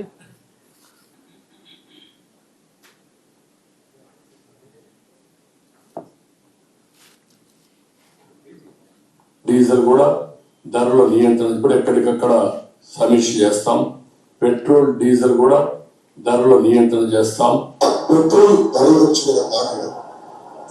బాగా వస్తే ధరలు మేము తగ్గిస్తాం. ఒక గంటలో చెప్తున్నానంటే ఈ రోజు భారతదేశంలోనే నిత్యావసర సరుకుల ధరలు ఇంత శాతం పెరిగిందని ఏకైక రాష్ట్రం ఆంధ్ర రాష్ట్రం. దానికి కారణం పెట్రోల్ డీజిల్ పైన ఈ ప్రభుత్వం వేసే పన్ను. చాలా ఇప్పుడు గూడ్స్ ఆటో ఉంటుంది, ఏం పట్టుకెళ్తారండి? నిత్యావసర సరుకులే కదా. వీళ్ళ చేతగాంతనం వల్ల నిత్యావసర సరుకుల ధరలు ఇంత పెరిగింది.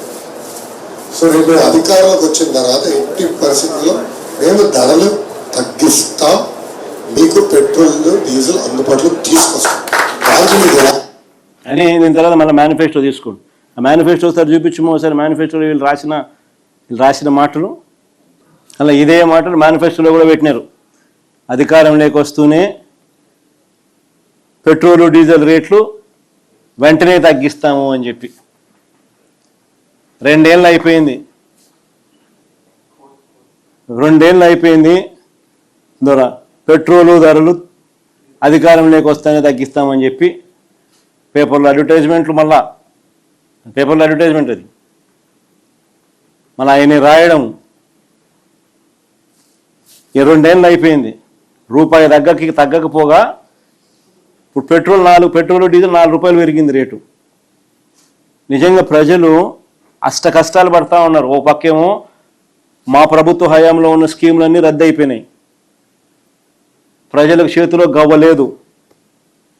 చంద్రబాబు నాయుడు ఇస్తాడన్న సూపర్ 6లు సూపర్ 7లు మోసాలుగా తేలిపోయినాయి.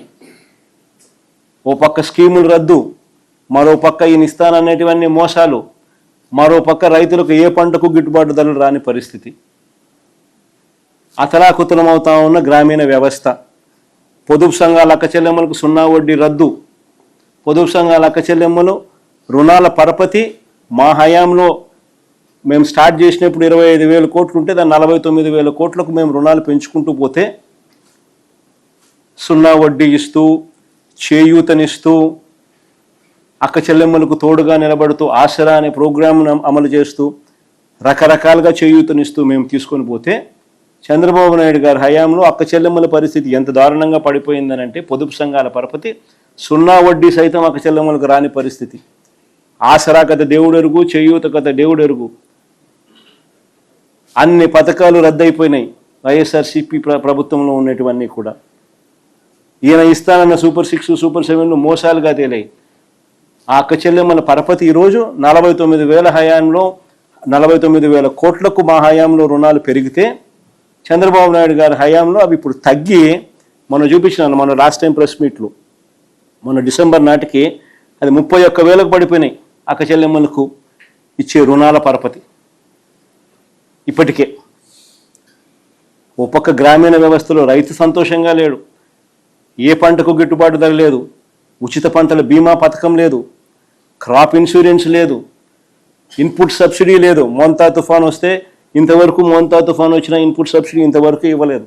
ఏ పంటకు గిట్టుబాటు ధరలు లేవు.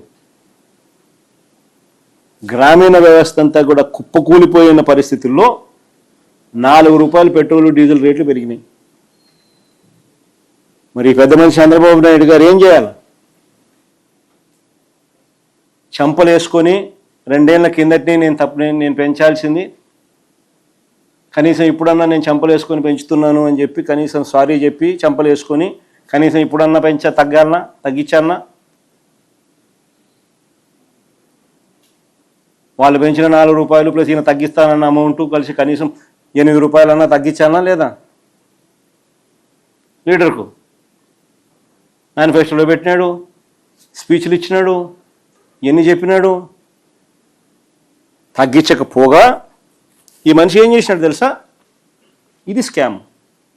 సంక్షోభంలో స్కాములు ఎలా చేస్తారు చంద్రబాబు నాయుడు దగ్గర నుంచి మనం నేర్చుకోవాలి. ఇప్పుడు చెప్తా. ఓ పక్క ఏప్రిల్లో మీ అందరికీ తెలిసే ఉంటుంది, ఏప్రిల్లో పెట్రోల్ బంకుల దగ్గర పెట్రోల్ బంకుల దగ్గర ప్రజలంతా పెట్రోల్ దొరకడం లేదు, డీజిల్ దొరకడం లేదు అని చెప్పి బార్లు తీరిన పరిస్థితులు మీ అందరికీ గుర్తుండే ఉంటుంది. సో పెట్రోల్ దొరక్క బార్లు తీరిన పరిస్థితుల్లో ప్రజలు ఉన్న సమయంలో ప్రజలకు మంచి చేయాలన్న చంద్రబాబు నాయుడు గారు కేంద్ర ప్రభుత్వంలో ఆయన భాగస్వాముడిగా ఉన్నాడు కాబట్టి ఇంగారంతా ఎక్కువ ఒత్తిడి తీసుకొని వచ్చి ఎక్కువ పెట్రోల్ ఎక్కువ డీజిల్ మనకు అందుబాటులోకి ఉంచి కనీసం ప్రజలకు మేలు చేయాలని ఆలోచన చేయాల్సింది పోయి చంద్రబాబు నాయుడు ఏం చేశారు తెలుసా? ఐఓసికి, ఈ ఆయిల్ మార్కెటింగ్ కంపెనీస్ ఉన్నాయి, బీపీసీఎల్, ఐఓసి, వీళ్ళకందరికీ ఏమని లెటర్ రాస్తారు తెలుసా? ప్రజల కోసంగా లెటర్ రాసేది. అమరావతిలో కాంట్రాక్టర్లకు రీటైల్ బంకుల్లో బల్క్ సప్లై అనేది వాళ్ళకు ఇవ్వకండి, అవి రేట్ ఎక్కువ, రీటైల్ బంకుల్లోనే వాళ్ళు తీసుకుంటారు, అది రేటు తక్కువ, ఆ పెట్రోల్ డీజిల్ వాళ్ళకి ఆ డీజిల్ వాళ్ళకి అందుబాటులో ఉంచండి అని చెప్పి లేఖ రాసినాడు. ఆ లేఖ చూడు. చంద్రబాబు నాయుడు గారు ఆయిల్ మార్కెటింగ్ కంపెనీస్కి రాసిన లేఖ. అమరావతిలో కాంట్రాక్టర్ల కోసం, ప్రజల కోసం కాదు రాసిందని. దానికి కేంద్ర ప్రభుత్వం చంద్రబాబు నాయుడు గారికి చివాట్లు పెడుతూ లేఖ మళ్ళీ ఎన్నికి రాసింది. ఏమని? బుద్ధి జ్ఞానం ఉందా లేదా నీకు చంద్రబాబు? దేశంలో అసలు పెట్రోల్ డీజిల్ దొరక్క ప్రజలంతా అవస్థలు పడుతూ ఉంటే బల్క్ డీజిల్ కొంటే రేట్ ఎక్కువ అని చెప్పి కాంట్రాక్టర్లకు రీటైల్ బంకుల్లో డీజిల్ పోయమని చెప్పి నువ్వు బుద్ధి జ్ఞానం ముందు అడుగుతా ఉన్నావా చంద్రబాబు అని చెప్పి కేంద్ర ప్రభుత్వం చివాట్లు పెడుతూ చంద్రబాబు నాయుడుకు రాసిన లేఖ.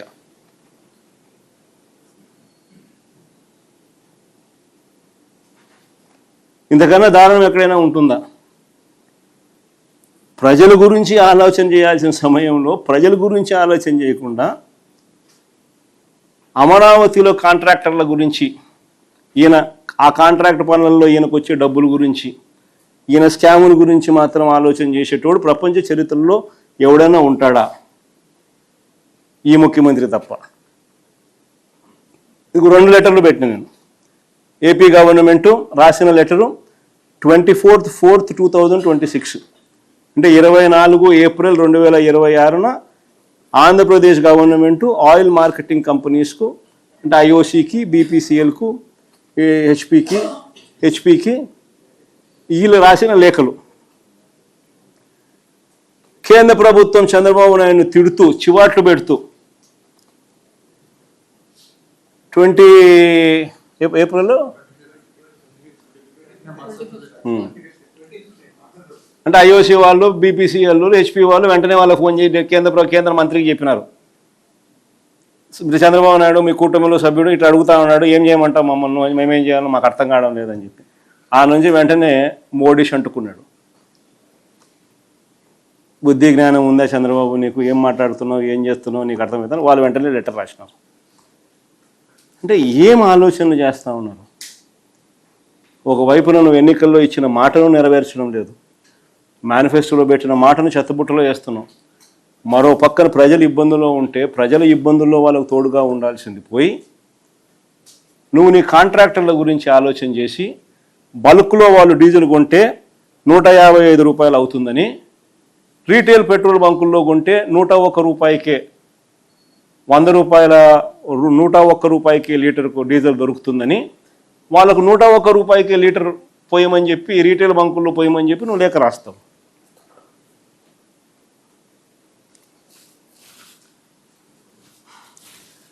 పెట్రోల్ డీజిల్ తగ్గిస్తామని హామీయే కాదు, సూపర్ 6 అయినా అంతే, సూపర్ 7 అయినా అంతే, ఇదే పరిస్థితి. ఒకసారి అది చూపించుమో, ఒకసారి మేనిఫెస్టో ఆయన ఎన్నికలకు ముందు ఈనాడు పేపర్ కటింగ్ ఒకసారి పెద్ద పెద్ద అడ్వర్టైజ్మెంట్లు ఇచ్చి ఏ రకంగా చూపించినాడో ఆ సూపర్ 6, సూపర్ 7 హామీలు ఒకసారి చూపించు. ఒకసారి ఆడబిడ్డ నిధి కింద ఇస్తానన్న నెలకు 1500, 2 ఏళ్ళు అవుతా ఉంది, ఇంతవరకు రూపాయిలే. ప్రతి అక్క చెల్లెమ్మకు 18 ఏళ్ళు నిండిన ప్రతి అక్క చెల్లెమ్మకు ఆడబిడ్డ నిధి కింద, ఈయనన్న మాట, ఆడబిడ్డ నిధి కింద నెలకు 1500 ఇస్తాను అని చెప్పిన మాట. ప్రతి మహిళకు నెలకు 1500, సూపర్ 6, సూపర్ 7 అడ్వర్టైజ్మెంటు. 2 ఏళ్ళు అయింది, సంవత్సరానికి 18,000, 1500 ఇంటూ 12 నెలలు అంటే, ఇంటూ 2 ఏళ్ళు అంటే 36,000. ప్రతి మహిళకు ఇప్పటికే 36,000 బాకీ, ఇంతవరకు రూపాయి ఇచ్చింది లేదు. ప్రతి నిరుద్యోగికి నెలకు 3,000, ప్రతి నిరుద్యోగికి నెలకు 3,000 రూపాయలు నిరుద్యోగ భృతి అన్నాడు. ఇప్పటికి 2 ఏళ్ళు అయిపోయింది, సంవత్సరానికి 36,000 బాకీ, 2 ఏళ్ళు అయింది. ప్రతి నిరుద్యోగికి 72,000 రూపాయలు ప్రతి నిరుద్యోగికి బాకీ. ఇంటింటికి పోయి బాండ్లు ఇచ్చినారు. ఆ బాండ్లు కూడా ఒకసారి చూపించము ఒకసారి సంతకాలు. చూడు, పక్కన చంద్రబాబు నాయుడు, పక్కన పవన్ కళ్యాణ్, మళ్ళీ వీళ్ళ సంతకాలు, మళ్ళీ దానికి ఒక మళ్ళీ ఏంది మళ్ళీ వీళ్ళ త్రికరణ శుద్ధిగా వీళ్ళు చేస్తూ ఉన్న ప్రమాణం.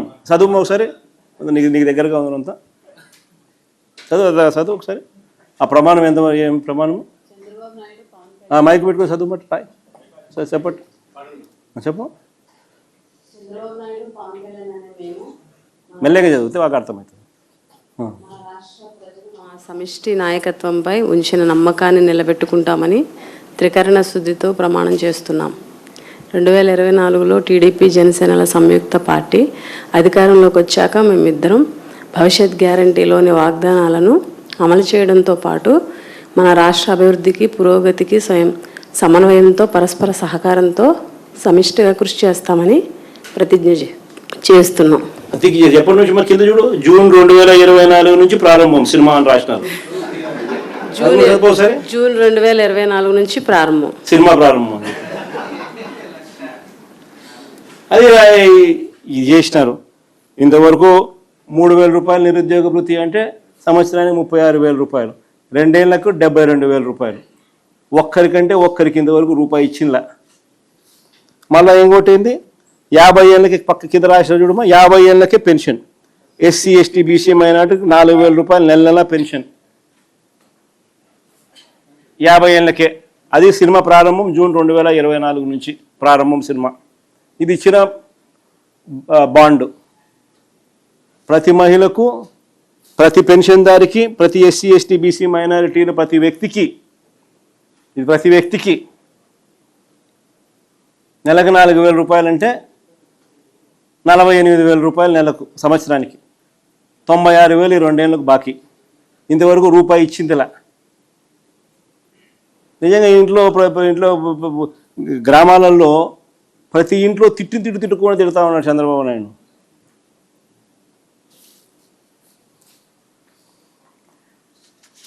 రైతుల పరిస్థితి చూస్తే మరీ అన్యాయం. కేంద్ర ప్రభుత్వం ఇచ్చేది కాక, ఎన్నో సందర్భాల్లో నేను చూపించిన ఆయన అన్న మాటలు. కేంద్ర ప్రభుత్వం ఇచ్చేది కాక, నేను ప్లే చేయగలుగుతారమ్మా? ఇప్పటికి ఎన్నోసార్లు చేసిన.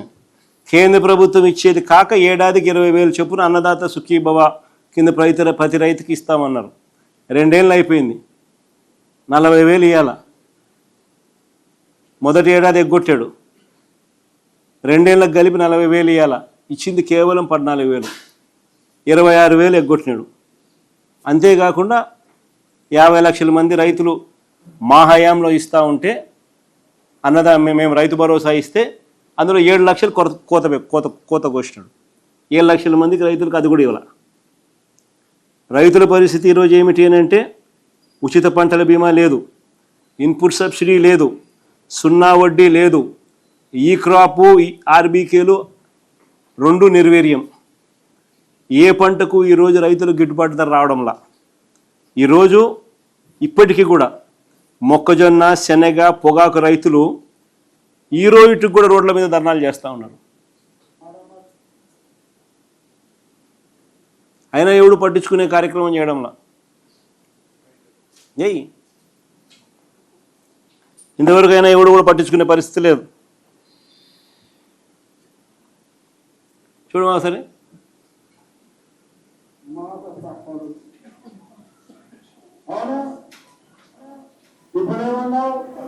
గవర్నమెంట్ ఆఫ్ ఇండియా 6,000 రూపాయలు ఇస్తుంది కాబట్టి అది మైనస్ చేసి నేను 6,500 రూపాయలు ఇస్తానని చెప్పిన పెద్ద మనిషి ఎవరో ఇది చెప్పలా. రైతుకు సంవత్సరానికి 20,000 రూపాయలు ఇప్పుడు ఇచ్చేది కాకుండా 20,000 వరకు ఇచ్చేట్టుగా తెలుగుదేశం పార్టీ నిర్ణయం చేశాం. నోరు తెరిస్తే అబద్ధాలు, నోరు తెరిస్తే మోసం. అసలు కేంద్ర ప్రభుత్వానికి రైతు భరోసా గురించి చెప్పింది మేము. నేను రైతు భరోసా చెప్పిన తర్వాత నా పాదయాత్ర జరిగి క్లైమాక్స్కి వచ్చిన తర్వాత అప్పుడు మళ్ళీ వాళ్ళ మోడీ వాళ్ళు మళ్ళీ లాస్ట్లో చివరిలో వాళ్ళు ఈ స్కీమ్ తీసుకొచ్చినారు. ప్రభుత్వం నోరు తెరిస్తే అబద్ధాలు. మిగతా సూపర్ 6 సూపర్ 7లో ఇంకా ముందుకు పోయినామనంటే చివరికి రాష్ట్రంలో ఎక్కడికి వెళ్ళినా మహిళలకు ఫ్రీ బస్ అన్నాడు.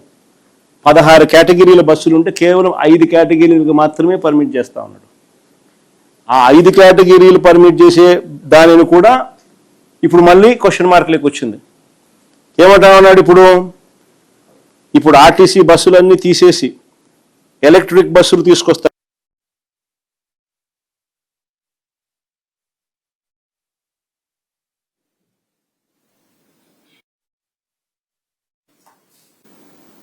ఇది ఒక ఎఫెక్ట్ అయితే, రెండో ఎఫెక్ట్ 52,000 మంది ఉద్యోగస్తులను ఎవరినైతే మేము గవర్నమెంట్లో విలీనం చేసినామో ఆర్టీసీ కార్మికులందరినీ, వాళ్ళందరి బతుకులు ఈరోజు ప్రశ్నార్థకం చేసినాడు. ఏకంగా 12 డిపోలు ప్రైవేట్ పరం చేసినాడు భూములన్నీ. ఇక భవిష్యత్తులో ఫ్రీ బస్సు ఉండదు, ఆర్టీసీ బస్సు ఉండదు, ఆర్టీసీ ఉండదు. గ్యాస్ సిలిండర్ల పరిస్థితి అంతే. ఇప్పుడు 9 సిలిండర్లు ఇవ్వాలి ఈ 3వ సంవత్సరం కలుపుకుంటే. ఇంతవరకు ఇచ్చింది 1, 2. అది కూడా అందరికీ ఇలా నెంబర్ డ్రాస్టిక్గా తగ్గించేసినారు. 1,56,00,000 నుంచి ఇప్పుడు 90 లక్షలు తగ్గించేసినారు. ఇచ్చి అరకొర కూడా. అమ్మఒడి అంతే. ఎంతమంది పిల్లలుంటే అంతమందికి అమ్మఒడి అన్నారు. చివరికి చూస్తే 20 లక్షల మంది పిల్లలు తగ్గించేసినారు. 15,000 కదా దేవుడు ఎరుగు. కొందరికి 9,000, కొందరికి 8,000, కొందరికి 10,000, కొందరికి మాత్రమే 13,000. ఇది అమ్మఒడి పరిస్థితి. నోరు తెరిస్తే అబద్ధాలు, నోరు తెరిస్తే మోసం. పెన్షన్లు మా హయాంలో, ఆ టేబుల్ ఏమో పెన్షన్ల హయాము 2024 మార్చిలో ఎన్నికల షెడ్యూల్ వచ్చే టయానికల్లా మా హయాంలో 66,34,372 పెన్షన్లు మా హయాంలో మేము పంపిణీ చేస్తా ఉంటే ఇంటి వద్దకే పంపించి, చంద్రబాబు నాయుడు హయాంలో పెన్షన్ 1,000 రూపాయలు. మా హయాంలో దాన్ని 3,000కు పెంచుకుంటూ పోయాం. ఇంటి వద్దకే పెన్షన్ పంపించే కార్యక్రమం చేసినాం. ఆత్మగౌరవాన్ని నిలబెడుతూ 66,34,372 మందికి పెన్షన్ మా హయాంలో ఇస్తే, చంద్రబాబు నాయుడు గారు ఇప్పుడు దాన్ని తగ్గించి మన మేలో ఇచ్చిన దానికి, ఈ మేలో ఇచ్చింది ఎంతమందికి చూస్తే 60,11,293 మందికి. అంటే ఏకంగా 6,23,079 మంది పెన్షన్లు తగ్గించేసినాడు. ప్రతి నెల 25,000 తగ్గిస్తా ఉన్నారు. ప్రతి నెల 25,000 కట్. కొత్త పెన్షన్ ఒకటి అడిషనల్ గా ఈకపోగా ప్రతి నెల 25,000 కట్ చేస్తూ ఇప్పటికే 6,23,000 పెన్షన్, 6,23,079 పెన్షన్లు కట్ చేసినారు. ఫీజు రీయింబర్స్మెంట్ పరిస్థితి అంతే. ఫీజు రీయింబర్స్మెంట్ కింద, విద్యా దీవెన, వసతి దీవెన కింద ఈ 2 పీరియడ్లో మామూలుగా ప్రతి క్వార్టర్కు, ప్రతి 3 నెలలకు 700 కోట్లు విద్యా దీవెన కింద ఇవ్వాలి. 7 క్వార్టర్లో ఇప్పుడు ప్రస్తుతానికి చంద్రబాబు నాయుడు గారు జనవరి, ఫిబ్రవరి, మార్చ్ క్వార్టర్, జనవరి, ఫిబ్రవరి, మార్చికి సంబంధించిన క్వార్టర్, మార్చి 16న ఎన్నికల కోడ్ వచ్చింది. జనవరి, ఫిబ్రవరి, మార్చ్ క్వార్టర్ ఏప్రిల్లో వెరిఫికేషన్ చేసి మేలో ఇవ్వాల్సింది. అప్పుడు ఎన్నికల ప్రక్రియలో భాగంగా ఆగిపోయింది. అక్కడ నుంచి ఇప్పటిదాకా 9 క్వార్టర్స్, ఈ మార్చికు 9 క్వార్టర్స్, ప్రతి 3 నెలలకు ఒకసారి ఇవ్వాల్సింది ఇప్పటికి 9 త్రైమాసికాలు అయిపోయినాయి. ఈ మార్చికి బకాయిలే 5,828 కోట్లు బకాయిలు ఉన్నాయి. 700 కోట్లు ఇంటూ 9 క్వార్టర్స్ 6,300 కోట్లు. ఈయన ఇచ్చింది ఎంత అంటే ఒకసారి 1,770 కోట్లు ఇచ్చినాడు, ఇప్పుడు ఒక 900 కోట్లు ఇచ్చినాడు, 2,670 కోట్లు, 3,628 కోట్లు విద్యా దీవెన కింద ఇప్పటికే బకాయిలు. దీనికి వసతి దీవెన ప్రతి జనవరిలో 1,100 కోట్లు క్రమం తప్పకుండా మా ప్రభుత్వ హయాంలో ఇచ్చేవాళ్ళం. విద్యా దీవెన ప్రతి 3 నెలలకు ఒకసారి, ప్రతి త్రైమాసికం అయిపోయిన వెంటనే డబ్బులు తల్లుల ఖాతాల్లో పడేటివి.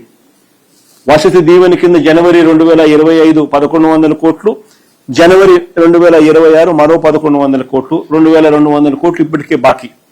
ఈ విద్యా దీవెన వసతి దీవెన కింద ఆ 3,628 కోట్లు ప్లస్ ఈ 2,200 కోట్లు కలిపితే 5,828 కోట్లు బకాయిలు. మళ్ళీ ఈ సంవత్సరానికి సంబంధించిన రిక్వైర్మెంట్ 4 క్వార్టర్స్, 4 త్రైమాసికాలు ఇంటూ 700 2,800 కోట్లు. జనవరి 27లో ఇవ్వాల్సిన వసతి దీవెన కింద మరో 1,100 కోట్లు, రెండు కలిపితే 3,900 కోట్లు కలిపితే 9,728 కోట్లు ఇవ్వాల. ఈరోజు పిల్లలు చదువులు మానేస్తా ఉన్న పరిస్థితి, పట్టించుకునే నాతులు లేడు. ఆరోగ్యశ్రీ కింద నెట్వర్క్ హాస్పిటల్కు ప్రభుత్వం ఇప్పటి వరకు ఈ 2 ఏళ్లలోనే 3,746 కోట్ల రూపాయలు బకాయిలు పెట్టింది. సంవత్సరానికి మామూలుగా 4,000 కోట్లు కావాలా, దాదాపుగా 330 కోట్లు ప్రతి నెల దీనికి అవసరం అవుతుంది. సంవత్సరానికి 4,000 కోట్ల రూపాయలు కావాలి. అలాంటిది 2 ఏళ్లలోనే 3,746 కోట్లు బకాయి. మళ్ళీ ఈ సంవత్సరం మరో 4,000 కోట్లు కావాలి. దీంతో నెట్వర్క్ హాస్పిటల్ పూర్తిగా చేతులెత్తేస్తా ఉన్న పరిస్థితి. వారికి ఇవ్వాల్సిన డబ్బులు వాళ్ళకి ఇవ్వకపోగా ఈ పెద్ద మంది చంద్రబాబు నాయుడు గారు చేస్తా ఉన్న ఘనకార్యం ఏమిటి అని అంటే వాళ్ళ పేరుతో లోన్ ఇప్పిస్తున్నాడట.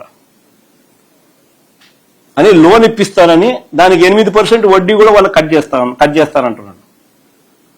మాకు ఇవ్వాల్సిన డబ్బులు మాకు ఇవ్వకుండా నువ్వు మాకు లోన్ ఇప్పించడం ఏంది స్వామి అని వాళ్ళు మొత్తుకుంటాను. పైగా దానికి 8% వడ్డీ మేము కట్టాలని చెప్పి మీరు అండం ఏంది స్వామి, మాకేం అర్థం కావడం లేదని నెట్వర్క్ హాస్పిటల్ లబోదిబో అని మొత్తుకుంటూ బోర్డు తిప్పేస్తా ఉన్నారు వాళ్ళు. ఈ పెద్ద మనిషి ఇవన్నీ ఏమీ చేయకపోగా ఉద్యోగస్తులను మరీ దారుణంగా మోసం చేస్తూ ఈ పెద్ద మనిషి చేసిన మోసాలు ఇప్పటికే 4 డిఏలు పెండింగ్. మా హయాంలో మామూలుగా ప్రతి 6 నెలలకు ఒకసారి డిఏ ఇవ్వాలి. 5 ఏళ్ల కాలం అంటే 10 డిఏలు ఏ రాష్ట్ర ప్రభుత్వమైనా ఇవ్వాలి. మేము 11 డిఏలు ఇచ్చినాం మా హయాంలో. అది కాదు, అంతకన్నా ఒకటి ఎక్కువ, 11 డిఏలు ఇచ్చినాం మా హయాంలో.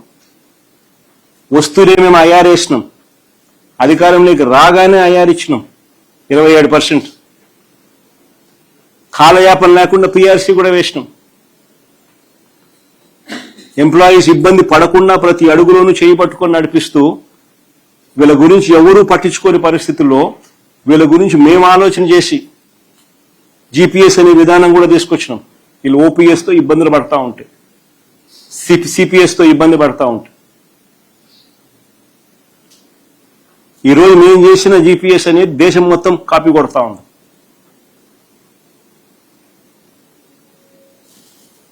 ఈరోజు పరిస్థితి చూస్తే ఉద్యోగులకు 4 డిఏలు పెండింగ్. ఈ జూన్ వస్తే 5వ డిఏ పెండింగ్. ఈ జూన్లో 5వ డిఏ కూడా పెండింగ్.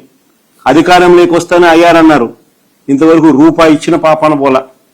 మెరుగైన పిఆర్సీ అన్నాడు, మా హయాంలో వేసిన పిఆర్సీ చైర్మన్ కూడా తీసేసినారు, కొత్తోని కావాలని వేయడంలా. ఎందుకంటే కొత్త వాళ్ళని వేసినారు అని అంటే మళ్ళా రిపోర్ట్ రికమెండేషన్స్ వచ్చిందంటే వెంటనే జీతాలు పెంచాలి. కాబట్టి ఉద్యోగస్తులకు అసలు పిఆర్సీ వేయడంలా. పోలీస్ సోదరులకు ఇచ్చే సరెండర్ లీవ్స్ 5 పెండింగ్ ఇప్పటికే. ఆశ్చర్యం కలిగించే విషయం ఏంటంటే పోలీసులకు మామూలుగా సరెండర్ లీవ్ ఒకేసారి ఇస్తారు.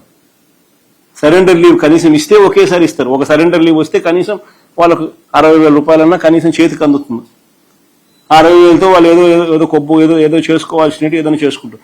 మొట్టమొదటిసారిగా చంద్రబాబు నాయుడు సరెండర్ లీవ్ను కూడా స్ప్లిట్ చేస్తున్నాడు. సరెండర్ లీవ్ను కూడా వాయిదా పద్ధతులు పెడతా ఉన్నాడు. ఒకవైపు సరెండర్ లీవ్లలో వాయిదాలు పెడుతూనే మరోవైపున 5 సరెండర్ లీవ్స్ పెండింగ్, 15 నెలలు టీఏలు పెండింగ్ పోలీసులకు. మేము తెచ్చిన జీపీఎస్ లేదు, ఓపీఎస్ లేదు. ఎన్నికలకు ముందు ప్రతి నెల 1వ తేదీన ఉద్యోగస్తులకు అందరికీ జీతాలు అన్నాడు. ఈ రోజు పరిస్థితి ఏంటంటే నెలలో జీతాలు ఎప్పుడు వస్తాయో ఎవరికి తెలియదు. GPF, APGLI, medical reimbursement, retirement benefits, surrender leaves, వీటి అన్నింటి కింద ఉద్యోగస్తులకు ఇప్పటికే 35,000 కోట్ల రూపాయలు చంద్రబాబు బాకీ. అయినా వాటి గురించి పట్టించుకునే పరిస్థితి లేదు, మాట్లాడే పరిస్థితి లేదు. ఎవరైనా అడిగితే ఆ ఎంప్లాయీ యూనియన్ అధ్యక్షుడు వెంకటరామరెడ్డి అని పాపం ఆ పిల్లోడు నోరు తెరిచి అడిగితే ఆ పిల్లోని మీద దొంగ కేసులు పెట్టి, ఉద్యోగస్తుల మీద దొంగ కేసులు పెట్టి అసలు ఆ పిల్లోని ఉద్యోగం నుంచి డిస్మిస్ చేసినారు. దొంగ కేసులు పెట్టి చంద్రబాబు నాయుడు వ్యతిరేకంగా ఎప్పుడో క్యాంపెయిన్ చేసినాడని చెప్పి.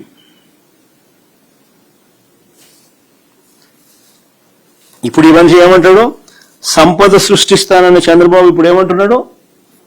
సంతానమే సంపద అంటున్నాడు. సంపద సృష్టిస్తాను అని చెప్పిన ఈ పెద్ద మనిషి ఇప్పుడు ఏమంటా ఉన్నాడు? సంతానమే సంపద అంటున్నాడు. అని అంటూ ఏమంటున్నాడు? ముగ్గురిని కానండి, నలుగురిని కానండి అంటాడు. ఇంకా మోటివేట్ చేస్తూ ఇంకా ఏమంటాడు? మీరు ముగ్గురిని కంటే నేను 30,000 ఇస్తానంటాడు. నలుగురిని కంటే ఇంకా 30,000 అంటాడు. 40,000 ఇస్తానంటున్నాడు. ప్రజలంతా మొత్తుకుంటా ఉన్నారు. అయ్యా 30,000 కథ, 40,000 కథ దేవుడు ఎరుగు, 3వ సంతానం 4వ సంతానం కథ దేవుడు ఎరుగు. నువ్వు సూపర్ 6, సూపర్ 7లో ఇచ్చిన హామీలు ఏమైనాయి స్వామి? ఇంతవరకు వాటి పరిస్థితే దిక్కు తెలియడం లేదు మాకు. ఫస్ట్ వాటి గురించి ఆలోచన చేయి నువ్వు. ఆ తర్వాత నువ్వు 3వ సంతానము 4వ సంతానం గురించి నువ్వు చెప్తే ఏదో అంతో ఇంత వినేదానికి అవకాశం ఉంది అని ప్రజలు ఈరోజు మొత్తుకుంటా ఉన్నారు. నిజంగా మొట్టమొదటిసారిగా నేను చూస్తా ఉన్నా ఈ పెద్ద మనిషి చంద్రబాబు నాయుడు గారు ఏదైతే చెప్తాడో కనీసం ఆయనన్నా పాటించాలనా? కనీసం ఆయన కొడుకైనా పాటించాలనా? ఆయన కొడుకు ఒకడే, ఆయనకు ఒకడే.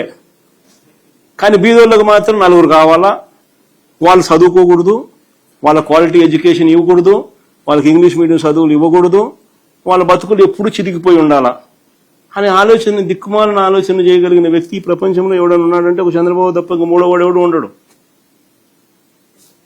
నిజంగా ఎడ్యుకేషన్ అనేది ఇచ్చేసరికి క్వాలిటీ ఎడ్యుకేషన్ ఇవ్వాలి. ఈరోజు రాష్ట్రంలో పరిస్థితి ఏమిటి? విద్య, వైద్యం, వ్యవసాయం అన్నీ కూడా పూర్తిగా మూలన పడ్డ పరిస్థితులు. ఈరోజు పరిస్థితి ఏమిటి? స్కూళ్లలో పూర్తిగా ఇంగ్లీష్ మీడియం చదువులు ఆగిపోయిన పరిస్థితులు. 3వ తరగతి నుంచి టోఫుల్ మా హయాంలో తీసుకొచ్చి ఒక పీరియడ్ కింద పెడితే టోఫుల్ అనేది ఇప్పుడు తీసేసిన పరిస్థితి. మా హయాంలో ఇంగ్లీష్ మీడియము, సిబిఎస్ఈ, ఐబీ దాకా ప్రయాణం అని చెప్పి మేము తీసుకొస్తే అసలు ఇంగ్లీష్ మీడియమే లేకుండా చేసిన పరిస్థితి. 3వ తరగతి నుంచి సబ్జెక్ట్ టీచర్ కాన్సెప్ట్ మేము తీసుకొస్తే అది గాలికి వదిలేసిన పరిస్థితి. నాడు నేడుతో మేము స్కూళ్లను బాగుపరుస్తే పూర్తిగా నాడు నేడును గాలికి వదిలేసిన పరిస్థితి ఈరోజు. 6వ తరగతి నుంచి ప్రతి క్లాస్ రూమ్ను డిజిటైజ్ చేసి ప్రైవేట్ స్కూళ్లు గవర్నమెంట్ స్కూళ్లతో పోటీ పడే పరిస్థితి మా హయాంలో మేము తీసుకొస్తే ఈరోజు గవర్నమెంట్ స్కూళ్లలో చేర్పించడానికి తల్లిదండ్రులు మళ్ళీ హెసిటేట్ చేస్తా ఉన్న పరిస్థితి చంద్రబాబు నాయుడు హయాంలో.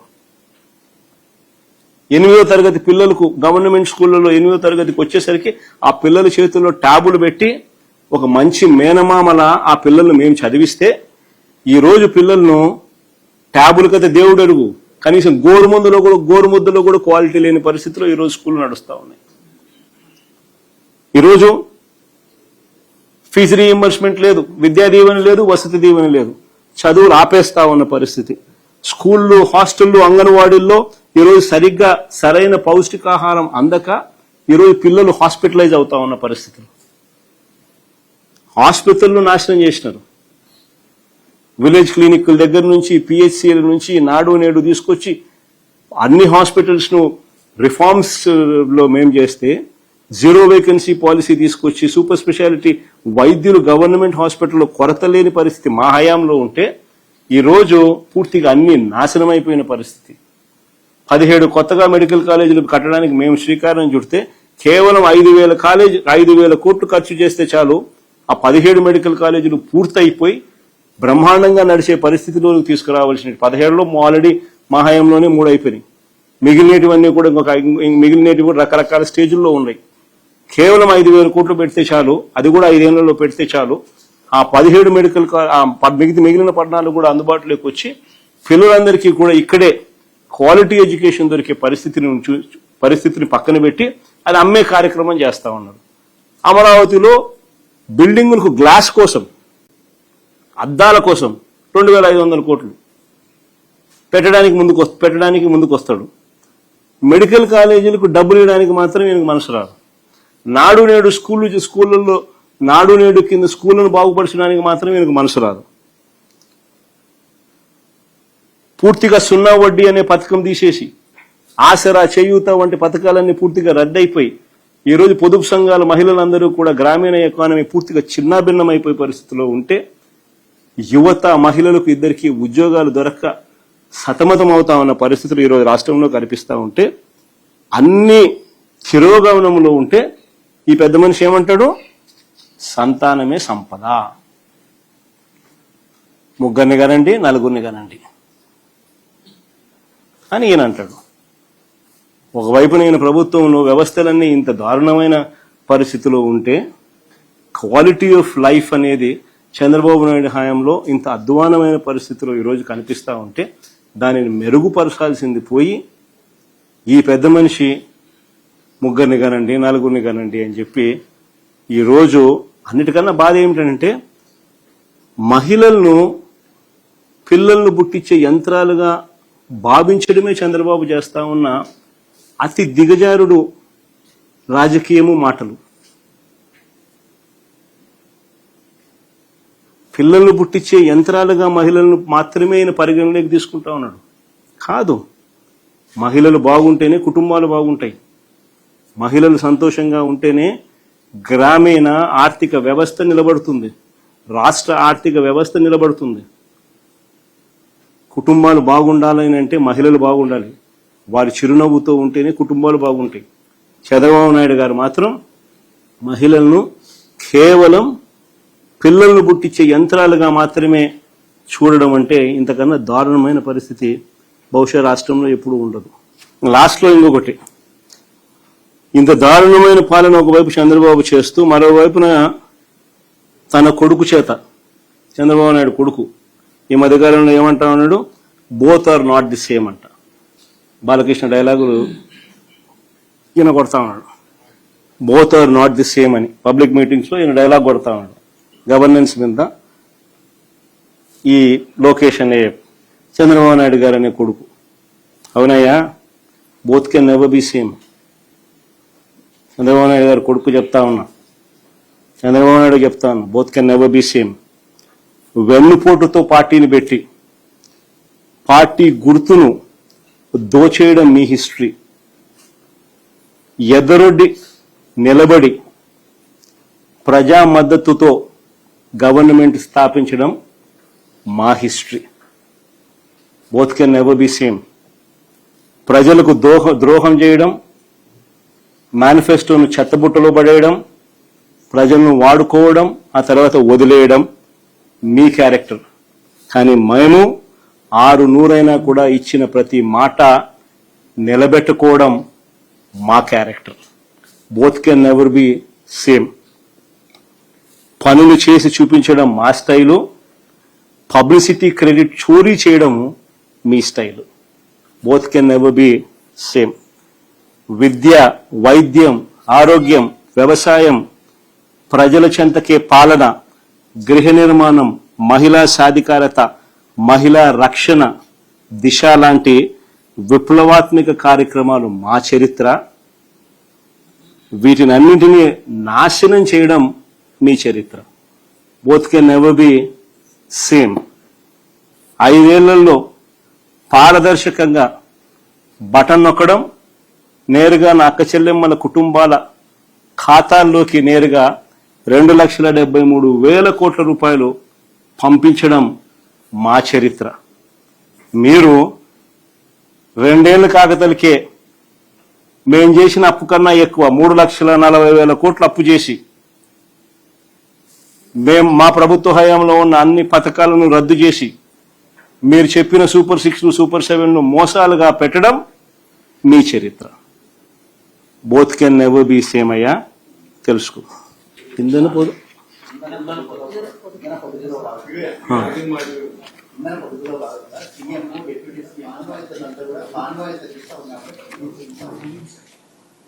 కూడా ఇవ్వలేమంటున్నారు కదా.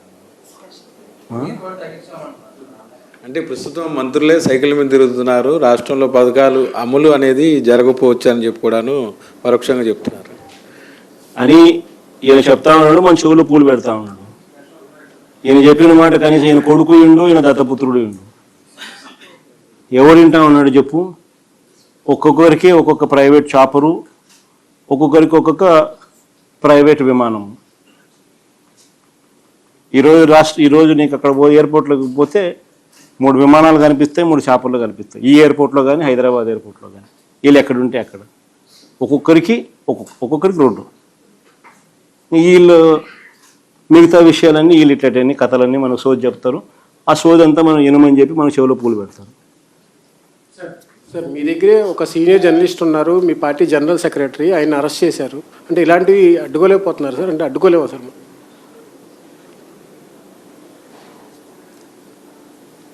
అడ్డుకోవాలి హరీష్. ఒకటి ఏంటంటే ప్రజాస్వామ్యంలో అల్టిమేట్గా నువ్వు ఏదైతే ఇస్తుతావో అదే పండుతుంది. వీళ్ళు చేసేటివన్నీ ఏదైతే చేస్తూ ఉన్నారో రేపు పొద్దున ఇవన్నీ వాళ్ళు చుట్టుకుంటాయి. నేను ఇన్ఫ్యాక్ట్ ఇది సందర్భంగా నువ్వు ఎలాగో ఈ టాపిక్ ఎత్తినావు కాబట్టి నేను చెప్తా ఉన్నా, ఈ రాష్ట్రంలో ఉన్న ప్రతి పోలీస్ సోదరుడికి కూడా నేను రిక్వెస్ట్ చేస్తా ఉన్నా, చంద్రబాబు నాయుడు గారి ప్రలోభాలతోనూ భయంతోనూ చంద్రబాబు నాయుడు గారు చెప్పినట్టు చేయకండి. ఎందుకంటే రేపు పొద్దున వీటి అన్నిటి మీద ఎంక్వైరీలు జరుగుతాయి. ఎవరెవరు తప్పులు చేసినారు ఆ తప్పులన్నిటి మీద ఎంక్వైరీ జరుగుతుంది. ఎంక్వైరీ జరిగి ఆ తప్పు చేసిన అధికారులందరినీ చట్టం ముందు నిలబెడతాం దోషులుగా. రిటైర్ పోయినా కూడా తీసుకొస్తాం. సప్త సముద్రాల అవతల ఉన్నా కూడా తీసుకొస్తాం. లుక్అవుట్ నోటీసులు ఇస్తాం. అన్ని రకాలుగా ఏమేం చేయాలని అన్ని చేస్తాం. అందుకని గవర్నెన్స్లో ఉన్న వాళ్ళు ఖచ్చితంగా వేసే ప్రతి అడుగు కూడా రేపొద్దున ఇదే మనకు చుట్టుకుంటే ఎలా అని ఆలోచన చేసి వేయాలి. చేసేది ప్రజలు ఇచ్చిన అవకాశం, దేవుడిచ్చిన అవకాశం, ప్రజలకు మంచి చేయమని చెప్పి నేను ముఖ్యమంత్రి స్థానంలో కూర్చోబెట్టాను.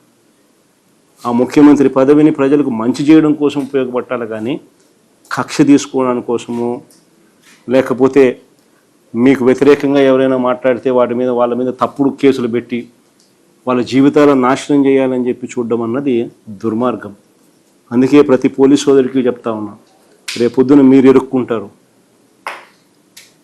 చంద్రబాబు నాయుడు గారి ప్రలోభాలకు దయచేసి లొంగాకండి. ఈ పొద్దున మీరు ఇబ్బంది పడతారు. జనసేన అధినేత ఈ మధ్యన హోంమంత్రి అమిత్ షా వద్దకు వెళ్ళారని, ఏదో వైఎస్ జగన్ గారి మీద ఇబ్బంది పెట్టాలని చెప్పిన సందర్భం ఒకటి ప్రొఫెసర్ నాగేశ్వరరావు మొన్న మధ్యన చెప్పారు. అయితే అమిత్ షా చివాట్లు పెట్టి రాజకీయాల్లో నమ్మదగిన వ్యక్తి చంద్రబాబు కంటే జగనే బెటర్ అని అన్నట్టు కూడాను ఆయన అన్నారు. అది బాగా ట్రోల్ అవుతుంది ఇప్పుడు. అది ఆయనకు తెలిసిన ఎక్స్పీరియన్స్తో ఆయన చెప్తా ఉన్నాడు. చంద్రబాబు నాయుడును చూసినాడు, జగన్ను చూసినాడు. ఇప్పుడు చంద్రబాబు నాయుడు గారి పాలన చూస్తూ ఉన్నాడు, జగన్ చేసిన పాలనను చూసాడు. ఆయనే కాదు, ప్రజలంతా కూడా చూసినారు. కాబట్టి ఎవరి నోట్లో అయినా కూడా, ఎవరి నోట్లో నుంచి వచ్చినా ఇవే మాటలే వస్తాయి. తమిళనాడు ఎన్నికల్లో మొన్న విజయ్ మీ ఫోటో పెట్టుకుని ఎన్నికల ప్రచారం చేశారు. ఆ ప్రచారం కూడా ఆయనకు బాగా కలిసి వచ్చింది, తమిళనాడు ముఖ్యమంత్రి అయ్యారని కూడా చెప్తా ఉన్నారు. మీరే అనుకుంటున్నారు సార్? రమేష్, ఆయన రాష్ట్రంలో ఆయనకే పలుకుబడి ఎక్కువ ఉంటుంది, కానీ జగన్కి ఎలా ఉంటున్నాయా?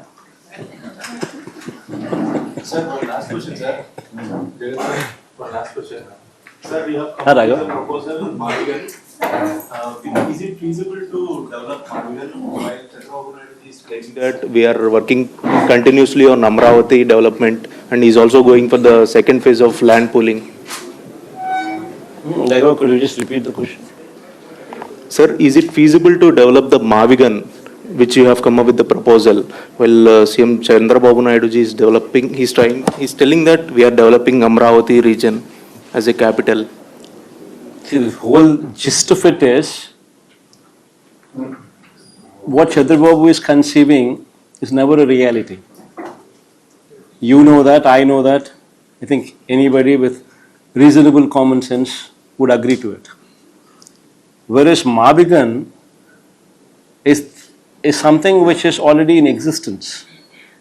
Day one itself, you have a certain level of city in place, with all the infrastructure already in place, be it in the form of a port in Machilipatnam, be it in the form of international airport in Vijayawada, be it in the form of 4 national highways intersecting, be it in the form of 3 railway stations already in existence, be in terms of 9 medical colleges, private and government, both of them available, be it in various forms, be it educational institutions, be it in various forms, this is already in existence.